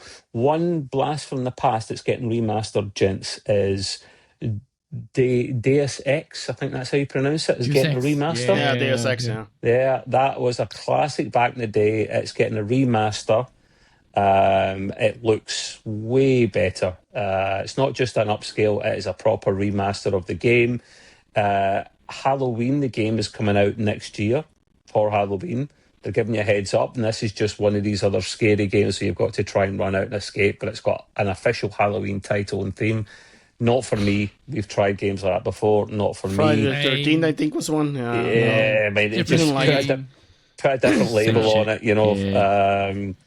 Last Epoch was a big game that's got a Air Boss or Roboss. I don't know how you pronounce it, but it's an expansion coming for that as well. That was a very, very big deal. There was a bunch of other games as well, like Sonic Racing, Crossworlds, not my cup of tea. Neo 3. Any good RPGs? Not that I saw, but I was that's only okay. I was only going over some of them. I mean, Dynasty Warriors 3 is getting a remastered as well. That was a big game back in the day. Not my cup of tea, but again, to each their own. And I think I've tried to see if there was actually anything else that was interesting. Oh yeah, I don't know if I'll buy these. So Sony are bringing out Pulse Elevate wireless speakers. Now, they're known for the little speaker grill on their controller. It gives out kind of unique noises to add to the game. And they're also known for their headsets, both headsets and earbuds, that actually give you the surround sound type setup. And it's actually very, very good quality audio from Sony. Now, they're actually bringing out wireless speakers that attach onto a little kind of charging cradle. And then they'll have a dongle for either your PlayStation and or PC. You can switch profiles. I'm so tempted to get these boys because my PC has a sound bar, but the sound bar, because it's older now with its sub, is something like 5.1. These wireless speakers, they look excellent. These wireless speakers will give you that proper 3D Dolby Atmos kind of sound with just two speakers. Has built-in mic and stuff as well, low latency for PC and PlayStation with the dongle. I checked these out. I'll wait for reviews before deciding if I want to get them. And then lastly, if you're into collectibles, God of War is getting a limited edition 20th anniversary controller where the right-hand side of it's got kind of the red band on it. Looks kind of cool. I won't get that one. I am sad that there wasn't the 2.5D game discussed or revealed that it has been leaked set in Egypt this time.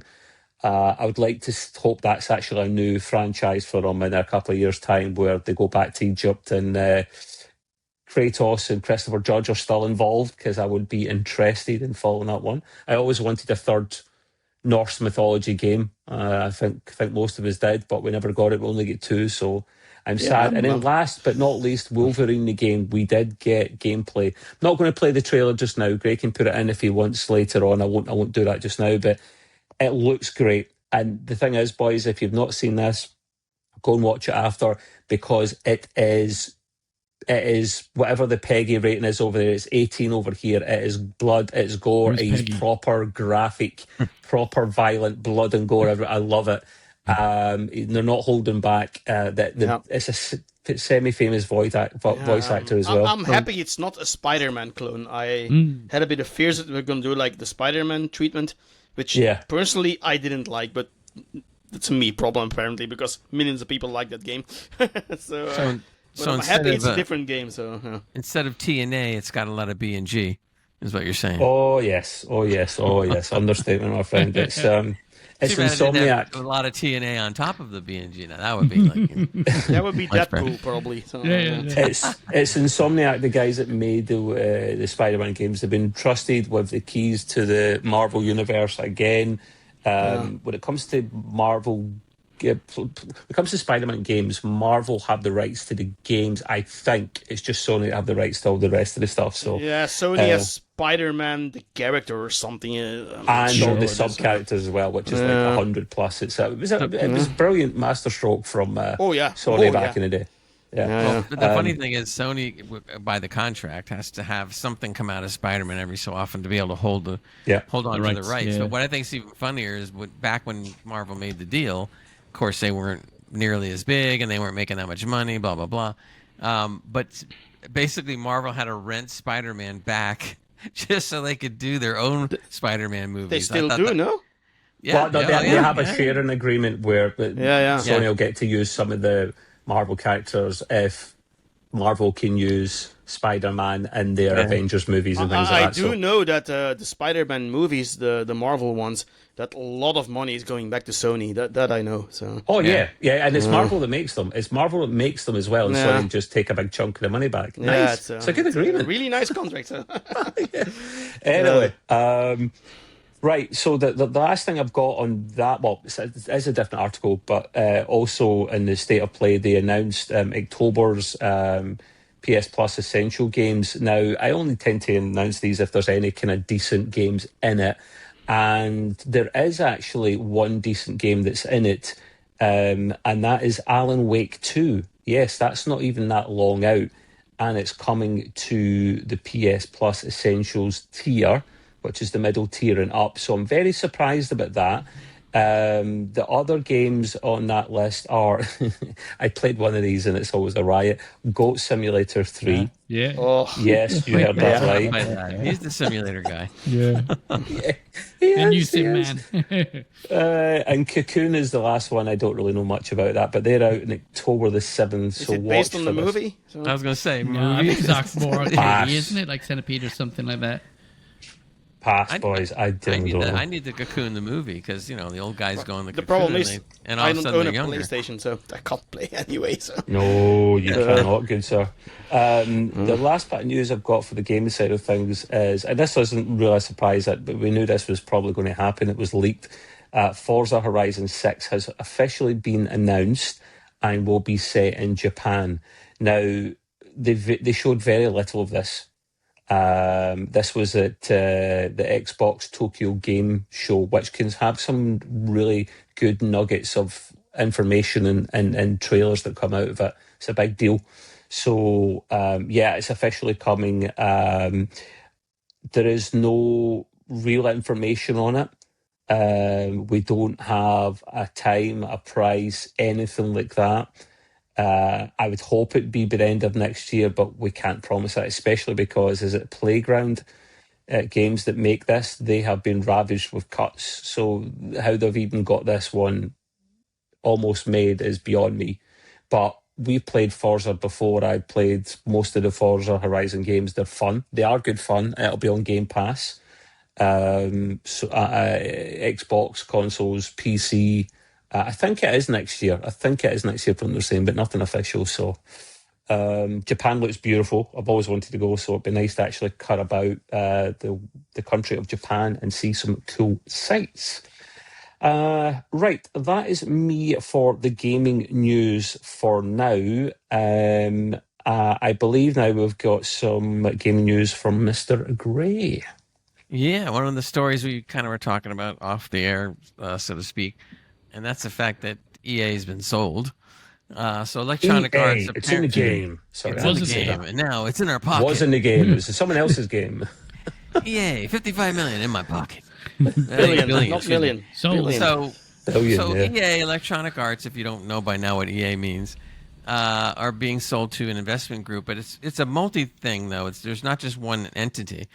But the main entity with the most money is a Saudi Arabia group, and I believe it's called Silver. And then there's a second group called Silver Lake, and then there's Jared Kushner, which, truth be told, he's Trump's son-in-law. Son-in-law, yeah. And so they group all together, and basically they are paying $55 billion.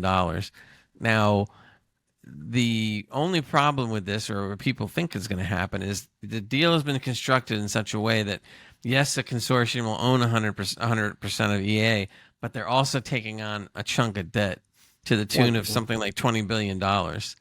So that's a lot of debt. So what people are thinking, and rightfully so, when it comes to the games, is that we're either going to have cancellations of games that were coming, another set of probably big layoffs coming, maybe future games that were announced might not happen. Yeah, it wouldn't be surprising. Big boost of football games instead. No, those are going to continue. One thing that is for sure that is going to get it, snipped is BioWare. BioWare is done. Oh, So they're gone. Yeah. Yeah, No, they're talking about some Yeah. of the game Redundancies. franchise. Yeah, nah. the IPs are not right. We might be exaggerating here, but people are freaking out, going, "Oh, the great IPs are going to be gone." And but remember, Battlefield's there too. Mm-hmm. Yeah. So the good thing is at least Battlefield 6 is there, so it's not going to get canceled. It's already done. No. So we will have at least something. The CEO is going to maintain his position. The other thing too is these kind of deals, as usual, take quite some time to complete, and they're not expecting it to even be finished until the first quarter of 2027. Wow. So Why so yeah, long? It still needs approval from a few boards also, I think. I know. They're guesstimating because of everything that they have to go through. all the legal this and legal that. Plus, there's more people involved. It's not just a one-on-one. There's a group of people that it would take probably about that long. It might even take longer, they're saying, but they're thinking it'll probably be first quarter.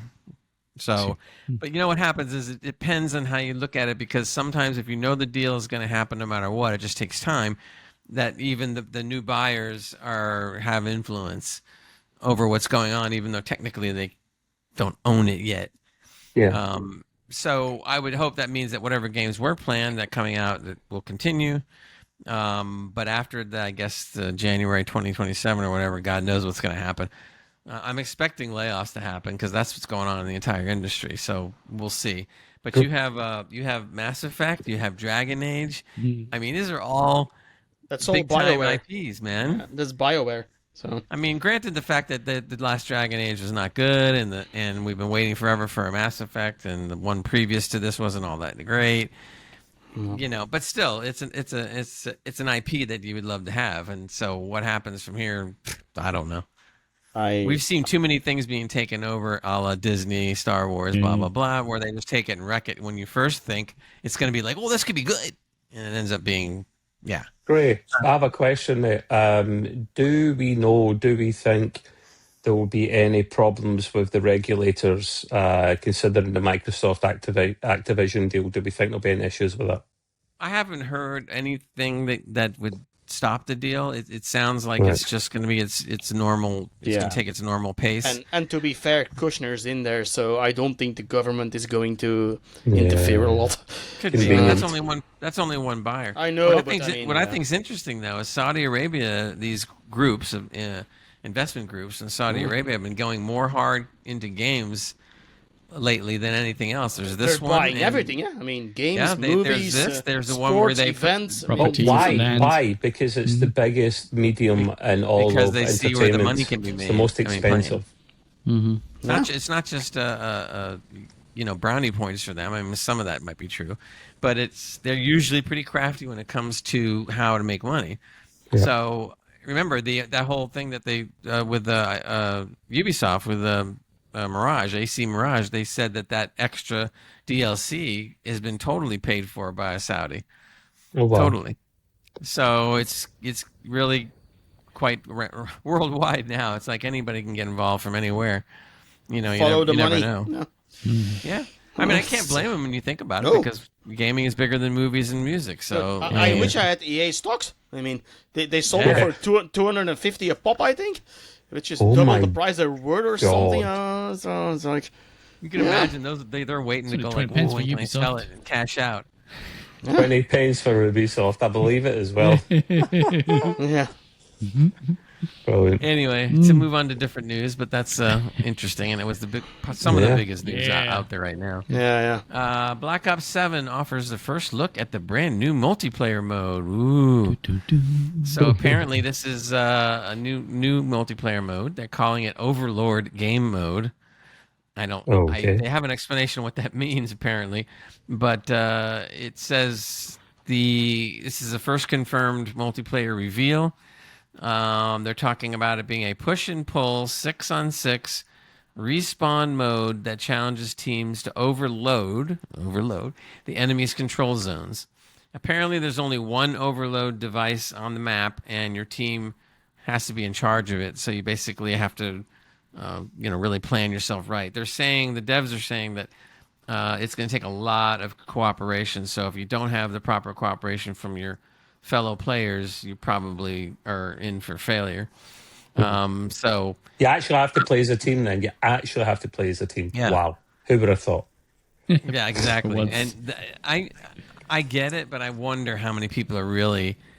I don't see that many cohesive teams out there in the majority. I mean, most of them are just kind of haphazard. They just and that's okay if that's the way they want to play. But like if we all four play the game, let's say like that, we can't go around saying we're experts at it, but we have fun. But you literally, the way they're talking about it, you better be an expert, because you may not get very far. So anyway, that's what's coming up. So it should be interesting when we do see it. This is one I hope is going to happen, but it's a rumor, and I think Hans, you're going to like this too if it again comes true. Apparently, there's a new Lord of the Rings game in development as we speak. I hope what I'm seeing and reading is going to be true. They're saying that they're putting some real money into this game. They said that it may be something similar to previous games, and they mentioned, Mordor. And the two Mordor games were probably the best. I heard games. I heard it was gonna be like an open world RPG. From what I read, this is what I'm talking about. So isn't it Warner Brothers, Gray, and they are pretty much going to like shut up shop from making games? So I'm surprised this is even happening. Yeah, well, they're saying they want the game to rival the success of Hogwarts Legacy. If they can get a game that can do that, that would be pretty Man, good. That'd be big. I would buy that game day one for the most expensive edition available. I don't care. I don't care. I mean, I want the collector's edition, even if it's €1,000. I'm buying it. Don't care. Shoot me. Premiere.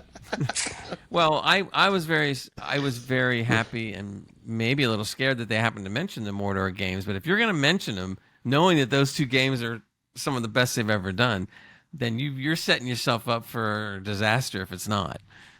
I was there, Gandalf. If it's anything like the two Mordor games, I probably might even buy it day one. The thing is, though, Lord of the Rings fans, they're a pretty hard crowd to please, right? So yeah, especially the book fans, right? Especially the ones that are fans of the book, because I love the Peter Jackson movies, right? I mean, like I think it's the best cinematic trilogy ever made and all that kind of stuff. But a lot of people that are the book fans, they hate those movies. And literally, they really hate them because it's completely not, accurate, or some parts not accurate to the books. And but you know what? That's people think that's that. I'm not saying that's a bad thing, but it's not uncommon. I mean, if you go all the way back to James Bond, and I'm old enough to go back because I remember seeing the first ones with Connery. The books have been a basis for what the movie is, but they only in the beginning the first so many Bond movies were about, I'd say 50% of the book, and the other 50% is whatever, right? And you heard people squawking even way back then, going like, "Well, you don't know." It's an age-old discussion, I guess. So it really is. And then later on, the movies became about 25%, 10%, no percent of the books. See, that's it. I mean, with Lord of the Rings also. I mean, a lot of people, the book people, complain the movies are not accurate, but 100%. If they would have filmed the movie like the books, I mean, Legolas. Probably the coolest character in the movies, right? I mean, most people agree. Legolas is one of the... I was legless on Sunday, but that was just for the football. Oh, yeah. Sorry, bad joke. Sorry, In the books, he's kind of annoying, starts singing every 5 seconds, and it's like, oh, right. If you do that in the movies, you just can't do it, right? Yeah, that's why I always say, please, I mean, if you make like a movie or games, ignore the book people a little bit, because you have to. You have to. So it was Orlando Bloom that played him, and Legolas was annoying. He was annoying as hell. So.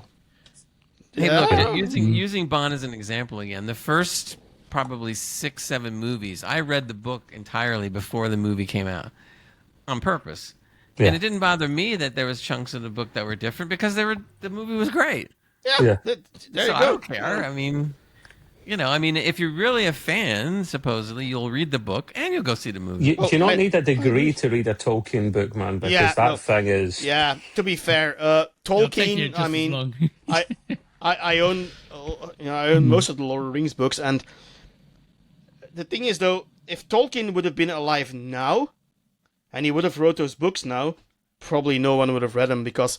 It's a very hard to read. TikTok generation, mate. Yes. Yeah, man, it's very hard to read. It goes from one point to another, even sometimes in one sentence, right? And it's And to be fair, there's probably more movie adaptations in the books than there is movies adapting the books. Mm-hmm. Yeah. You know what I'm saying? So it's kind of like the other way around. I mean, look at what they're doing with Rings of Power, right? Rings of Power, in my opinion, is an abomination of Lord of the Rings, right? So they have the rights to, I think, a few pages of the Second Age in the Silmarillion, blah, blah, blah, blah, whatever you say it, right? And they put their own spin on it. And I agree, right? That is a complete bastardization of the lore, which something Peter Jackson didn't do. It was lore accurate, and it followed the story at least. I mean, it wasn't the same at the same rate or the same pace, but it was the same, story, and that's what Rings of Power doesn't do. And if they're gonna do a Lord of the Rings games, I hope they stay true to the source material at least. So that's what I'm trying to say. Yeah, hopefully. I think the other reason for paying more attention to source material is because these days some writers are so bad that you got to go to the source material. The Witcher, anyone? So yeah, exactly.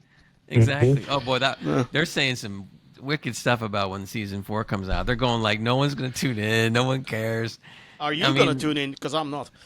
Yeah, I will. I'm probably going to tune in because I want to just see that. But if the first couple episodes aren't at least, I don't know, decent, I'll probably drop it right then. I stopped after season 2 because it wasn't the Geralt show anymore. I'm sorry, he was a side character, so I was like, and even in season 3, even though Cavill was still there by contract, it wasn't even his own show by that time. You didn't see enough of Cavill's Witcher even in season 3. Yeah, okay, I was out. Plus the fact they're taking 2 or 3 years. What I would like to see is them make a movie after Mordor games. That would be good. That would be quite interesting. Start its own new story. Yeah. Difficult to do, I think, at least in live action. So bit of a side tantrum again, but still related to Lord of the Rings. Has anybody seen the War of the Rohirrim, the cartoon? No. I saw it and I didn't really like it. Oh, but it was weird. Again, source material stuff and all kind of stuff. Weird. So yeah, and the only reason they did it is so they would not lose the license. And I think they are now starting production on The Hunt for Gollum. I think it is. Yeah. The movie. Like cave. And saved your money. There you go. Yeah. let's yeah, it's true. So let's hope that's any good. And I really, as a Lord of the Rings fan, I really hope we get this giant open world RPG set into Middle Earth. I mean, I would take a week of work and just indulge myself in the game. So. He generally would actually. He may not even feed his child for several days. It's possible. Yeah.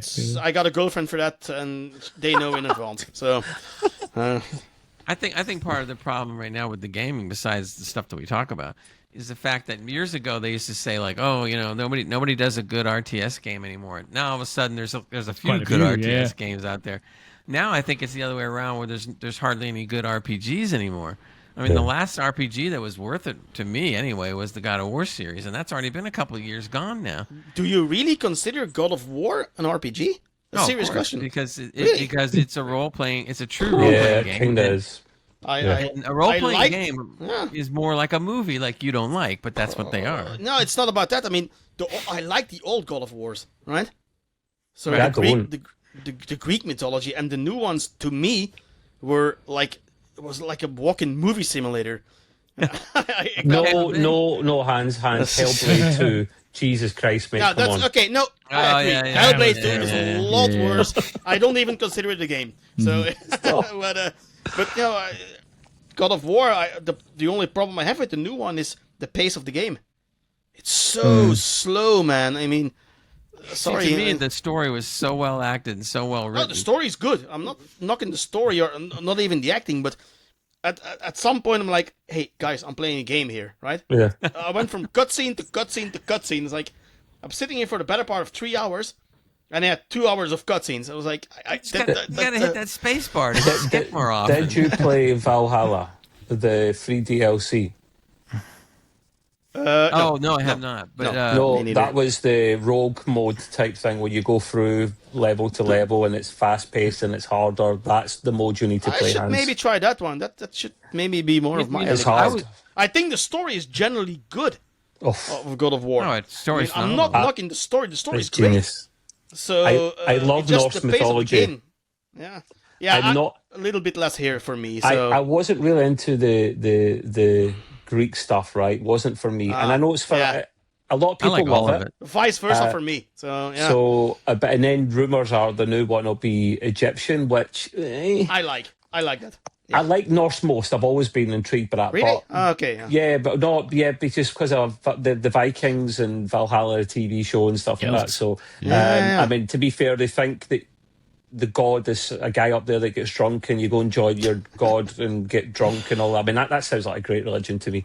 I'm atheist, by the way, but if I was religious, it'd be Norse mythology. But Egyptian could be interesting because one of my favourite franchises is Stargate, and they do such a good job of that. So it could be really cool if they keep Chris Judge. Keep him, right? Yeah.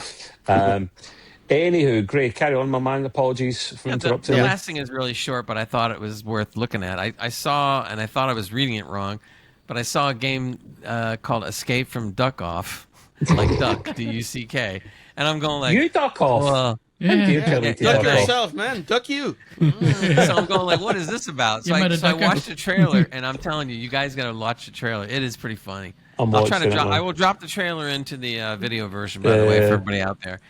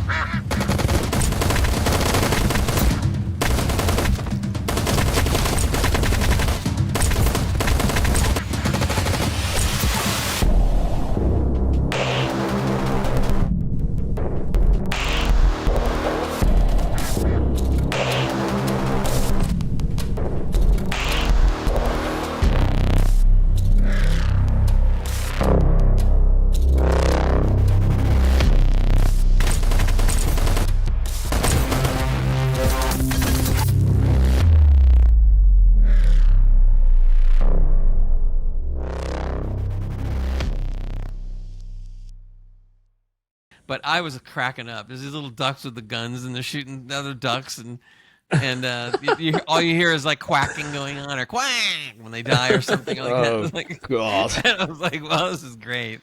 This is one of those games that I probably can't play just because of the name, right? Another one of those games is RimWorld. I know it's a great game. I just can't play it because of the name. Get your mind out the gutter, you dirty boy. It could have been RimWorld. That would have been even better. That's worse. This looks good. Do we know how much it is, when it's coming out, that stuff? I'm trying to remember. I don't know. October if 16th. October, for yeah. PC and Epic Game Store. And for Mac OS. Oh, I could play that on my work Mac. Yes. Yeah, but I'll be working clearly. Yeah. I'll be working. I think on the Mac OS, though, something you can't do. I don't know if you can do multiple monitors. I don't know. I can. Like that. You can? It Right. should be, yeah. I'm just going to play because I love the name. And then when I saw the actual footage, I'm just going, this is too funny to pass up. I gotta try this one. Nice. Anyway, that's my thing. It's time for Matt to chat now.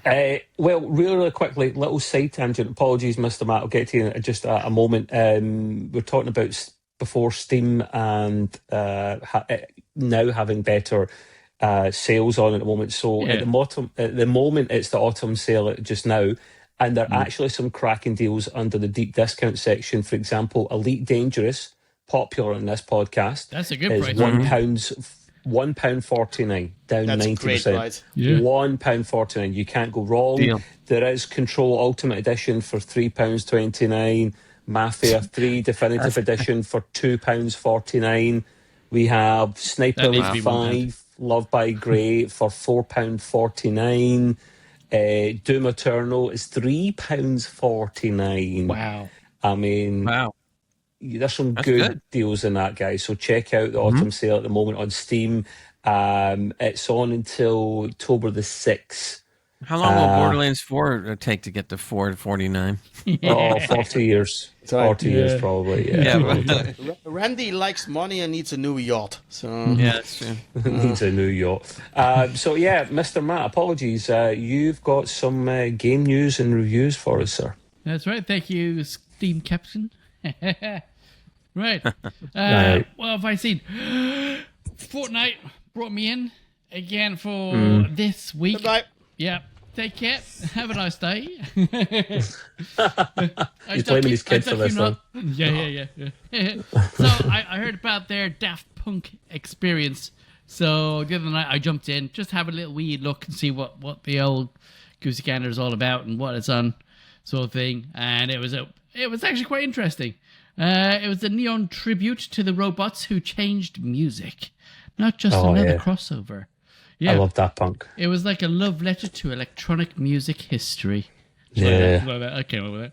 Yeah, so Epic Games has done this just when you thought Fortnite had exhausted its roster of blockbuster collaborations. No, because there's more.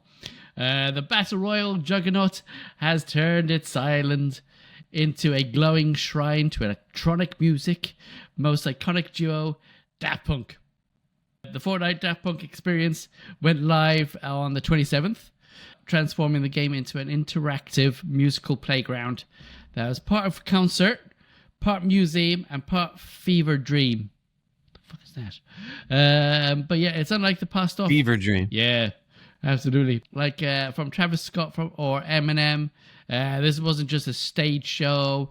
It was actually multi-room journey through Daft Punk's legacy, complete with quests, cosmetics that you can earn, as well as emojis and spray thingies, and curated soundtracks spanning 3 decades. You can buy the skins too, right? There's skins, yeah. But not like the Batman skin. Where's the Batmobile skin or something that you only pay and only use once or something? This one is yours. The event, so far, players entered through a mysterious monolith that had been looming on the map for weeks. A teaser that finally cracked open into a pyramid-shaped portal. Now, when I was going into the game was totally different.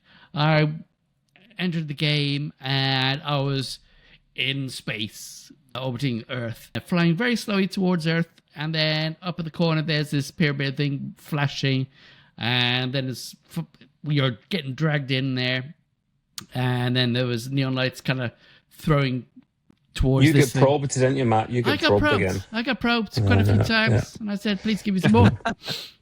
I'm not finished yet. Carry on. Yeah, what, with the probe? Yeah. Oh, turn. boy. So yeah, it was quite interesting, and then it took off this fantastic journey through neon lights, crazy light shows into different crazy shapes, onto a deserty thing, maybe a moon, maybe a planet, where you are first person and you pick up this helmet of one of the Daft Punk guys. You whack it on. I was going to say shag it on your head. You can do, I guess. I don't know. That's not swearing, is it? Anyway, so you whack it on your head and it does its thing. And then you walk into this pyramid from there. And then the whole thing goes into this big, massive show, which is absolutely mad. It's absolutely mad. So, yeah, the fans, pretty much there's themed rooms, 5 of them, each riffing on different eras of Daft Punk's career, from Alive 2007 to collaborations with The Weeknd. Bring it, babe, watch it, turn it, leave it, stop, format it.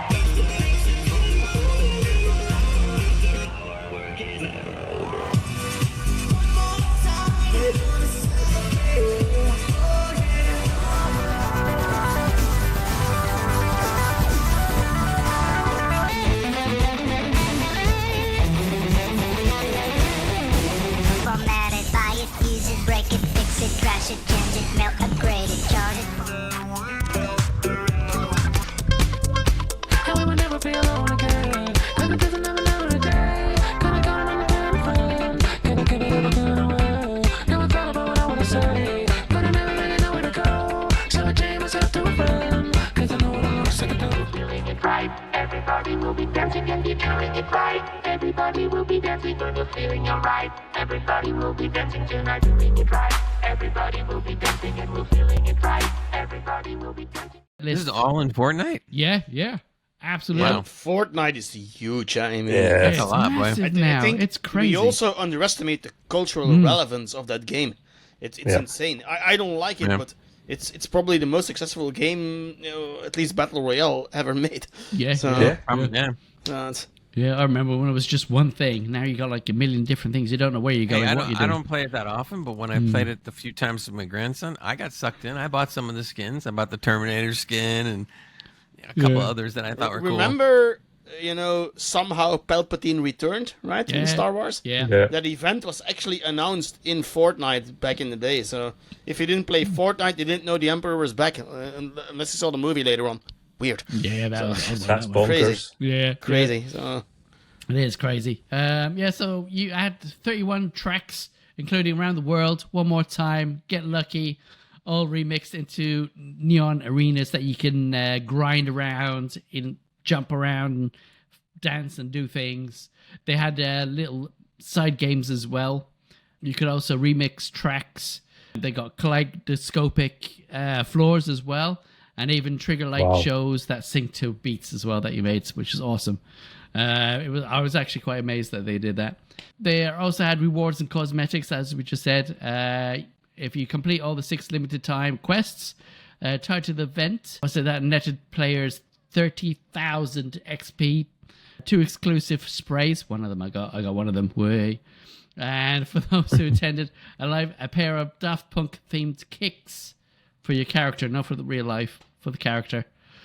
Unfortunately, the Daft Punk bundle hit the item shop at 3,200 V-Bucks, featuring the GM08 and TB3 outfits with Lego variants. That's another thing. You could actually do your own Lego show of Daft Punk and do your own thing. It's brilliant. There's the gold, silver battery back bling that you could have as well. Get Lucky and Around the World emotes. Futuristic wraps glowing with duos, signature chrome aesthetic, and collaborations where, there you go. That's it for that game. Wow. So it was mad. It was crazy. Yeah, That is I brilliant. liked it. Couldn't go wrong with it. Were you playing that with a kiddo or just yourself or what? You just played that yourself, yeah? Yeah. Yeah, you can say what you want, man. Hey, I'm not judging. I'm not going to judge my man. There's plenty of things to do just playing on your own. Yeah, I mean, I normally don't play Fortnite. I very rarely do that unless somebody drags me in because somebody says, "Oh, there's a Star Wars thing going on," or there's Superman thing, and I'm like, "Oh," sort of thing. But Superman, that was a good one. That was a good one. That was Is there ever any crypto that blows up things? It's great. Is there ever any wonder that Epic can afford their own storefront to only charge 12.5% for developers to publish on their platform and to give free games away every month? That's the reason Fortnite is such a cash cow. And to take Apple to court as well. Didn't they kind of win? Not 100%. They did win, man. They had a small victory somewhere. So no, they won. They've got the App Store, iOS App Store, to open up, and the Google Play Store as well to open up in the EU at least. I'm just pissed off that UK left the EU because I won't get these alternative app stores. I'm not happy with that. Yeah, I don't think Apple is going to comply anyway and just pay the fine, but we'll see. No, they already started to have complying. But not fully. But they have in your neck of the woods anyway, Hans. It's okay. We can't buy loot boxes over here anyway, so it doesn't matter. Banned. You got some more news for us, Mr. Matt? I'll try and make this one a little quicker. So Kojima has done it again and unveils a creepy new teaser for OD. Knock. Yes. There you go, Hideo Kojima has returned to the horror genre with a vengeance. With the 10th anniversary Beyond the Strand showcase, the legendary creator revealed a chilling new teaser for his long-rumored Xbox exclusive horror project, now officially titled OD. Knock. A knock at the door. So a teaser that starts, if you call it, opens in first person, placing the player inside a rain-soaked house, who's played by actress Sophie Lillis, who was in Dungeons and Dragons and Honor Among Thieves. Portrays the protagonist, who cautiously explores dimly lit rooms while an ominous knocking sound echoes around the halls. So the whole game is in only one room? That'd be a good short room. A red car slipped through the underdoor, burying a grotesque face on one side and a cryptic phrase, "Light the fires to celebrate there." On one of the sides. The teaser ends with the door creaking open and a supernatural entity entering the room. So the Kojima's vision of fear is explained during the live stream of this. Explores his personal fear of loud knocking sounds. So if you want to get back at him, just knock. Just keep knocking on his door. It's a special system that Kojima has teased. Even the infrastructure is totally new. Nobody has ever done this type of thing before. He's hinted at experimental gameplay mechanics powered by Xbox Cloud technology and Hans' favorite, Unreal Engine 5. It's all going to die. I don't have a lot of problems with it. I'm sorry. Blending filmic presentations with interactive horror. The cast so far is Sophie Lillis, Hunter Schafer from Euphoria, Odo Kier from Suspiria and Blade. The project is being developed in partnership with Xbox Game Studios, with Microsoft Gaming CEO Phil Spencer calling it bold, unique, and unmistakably Kojima. Wow. Do you remember PT back in the day? It was only like the little demo on the PS4. Yeah. And I'm sure I've got it. It was great. You just went down a corridor, and that was supposed to be his next big horror game, but for whatever reason it fell away. This looks like it's the unofficial version of that game coming out years later. Yeah. You can't get PT anymore. You have to have added it to your library or have it in your console already. Absolutely. Shame. Yeah. Excellent. Well, I've been told by Mr. Gray that we've got to wrap up there and save the rest of the goodies later. So you'll need to blame Mr. Gray for that one. But we do have time for one last thing, and that's the EGP quiz. Of course, it wouldn't be the same. And we have went a wee bit beyond the 2 hours anyway, to be fair. So all good. I'm going to fail at this one again, Gray. So let's get it over and done with, good sir. I got a couple easy questions in here. Go on. The first question might not be so easy, maybe except for Matt, because Matt tends to get everything. Looking at him now, oh boy. Yeah. And since we have been doing the quiz for quite a while, I wanted to make sure we squeezed it in to the 300 of the show. Okay, number one. In which game would you find Fort Anachronism? In which game would you find Fort Anachronism? Genital jousting. Theme Hospital. That's the answer for everything. No, but you're the one with the Oh, his wheels the are roller turning. coasters. Roller coaster theme, or theme roller coaster. Theme park. Roller coaster something. That's it. Is it that one? Yeah. Roller coaster tycoon. It's one of those two. Either theme park or roller coaster tycoon, something along those lines. Actually, you did better than I thought. It is Roller Coaster Tycoon. Oh, see, okay. one of those pretty two. good. All of us get half a point for that. Yeah. Or a third, depending on how you look at it. When I saw the answer, I was going like, "Oh wow!" Because if you don't know the game, you kind of just like it sounds more like it's a RPG or a shooter or whatever. I was thinking Red Dead at the beginning. All right, here's a softball for you guys. Ready? In the game Portal, what is the name of the AI that guides the player? Ha! Gary. No idea. Jerry. Never played Portal, so I can't say. I have. Jeez. No. I don't know this one. Surprised. I never played it because Me neither. I hate games that have Puzzles. too many puzzles in them. Okay, I'm just I gonna know guess what the robot Skynet. is, but that's there you it. go. Yeah, I Skynet. got my answer. Let's do him. What did you Skynet. say? What was your answer? Skynet. Okay. I'm going to guess Jeff. My name is Jeff. You're gonna guess genital jousting? What was that? No, not this time. I can't believe none of you guys know this. Jeez. Okay. I didn't I've play never Portal, played so- the game. We don't like puzzles. We're dum-dums. Yeah. I played one end. And anyway, the answer is Gladys. Oh, I was going to say Gladys, but then Of course you were. yeah. That old chestnut. Yeah. Spelled GL small a and then DOS. DOS. So Glad. That's how I spell it. Okay, very good. On purpose, right? Yeah. Okay, that was cool. Last question: Which game series features a character named Sam Fisher? Splinter Cell. Ow. Okay, y'all agree with that one? Yeah. That's an easy one, Gray. Sorry. Yeah, Wait, you wait done a it minute, for my what's- benefit. Can't wait for the best What's the of it. full name?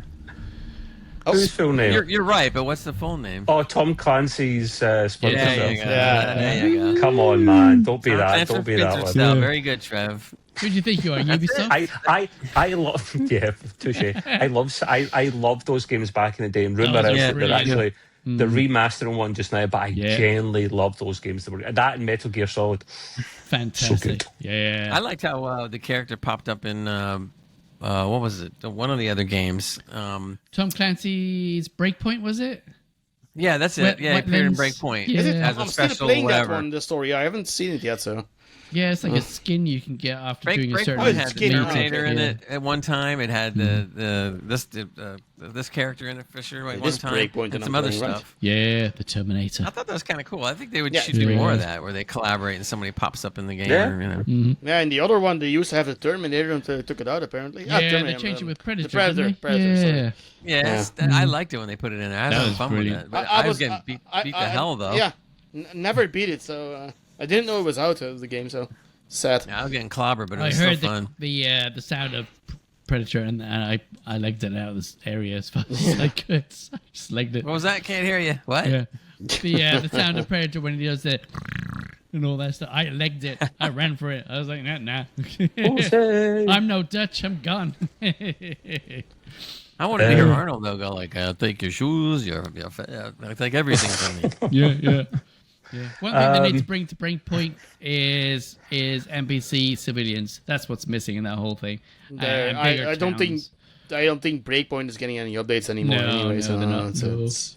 And the next Ghost Recon game is apparently gonna be a first-person shooter, so they're done with this formula. Sadly. Yeah. By the way, there's a new DLC out for the Avatar Pandora game. But one of the things that was requested many times over was a third-person mode because it's only first-person. I played the game, and so I thought that was an excellent thing to put it in third person so you can switch whichever way you want. Cool. I might heard the play it DLC now, is going to be great though. so we'll see. Well, we're going to save the other bits of news we've got for next week. I just realised I need to split this up for TikTok, so that should be fun. Anyway, just to reiterate what we said before, thank you to everyone that's listened and watched over the years, whether you've been here since the beginning or just recently. We welcome everyone that comes along. And more important than now, going forwards, we will really ask and appreciate everyone that likes and subscribes to the YouTube channel for that, because that will really help the partner channel going forward. So thank you to all my colleagues and friends as usual. Thanks to all you guys. 300 here to 300 more. We will see you next week. Goodbye. Bye. Bye. Uncle. Bye. Fanny's around.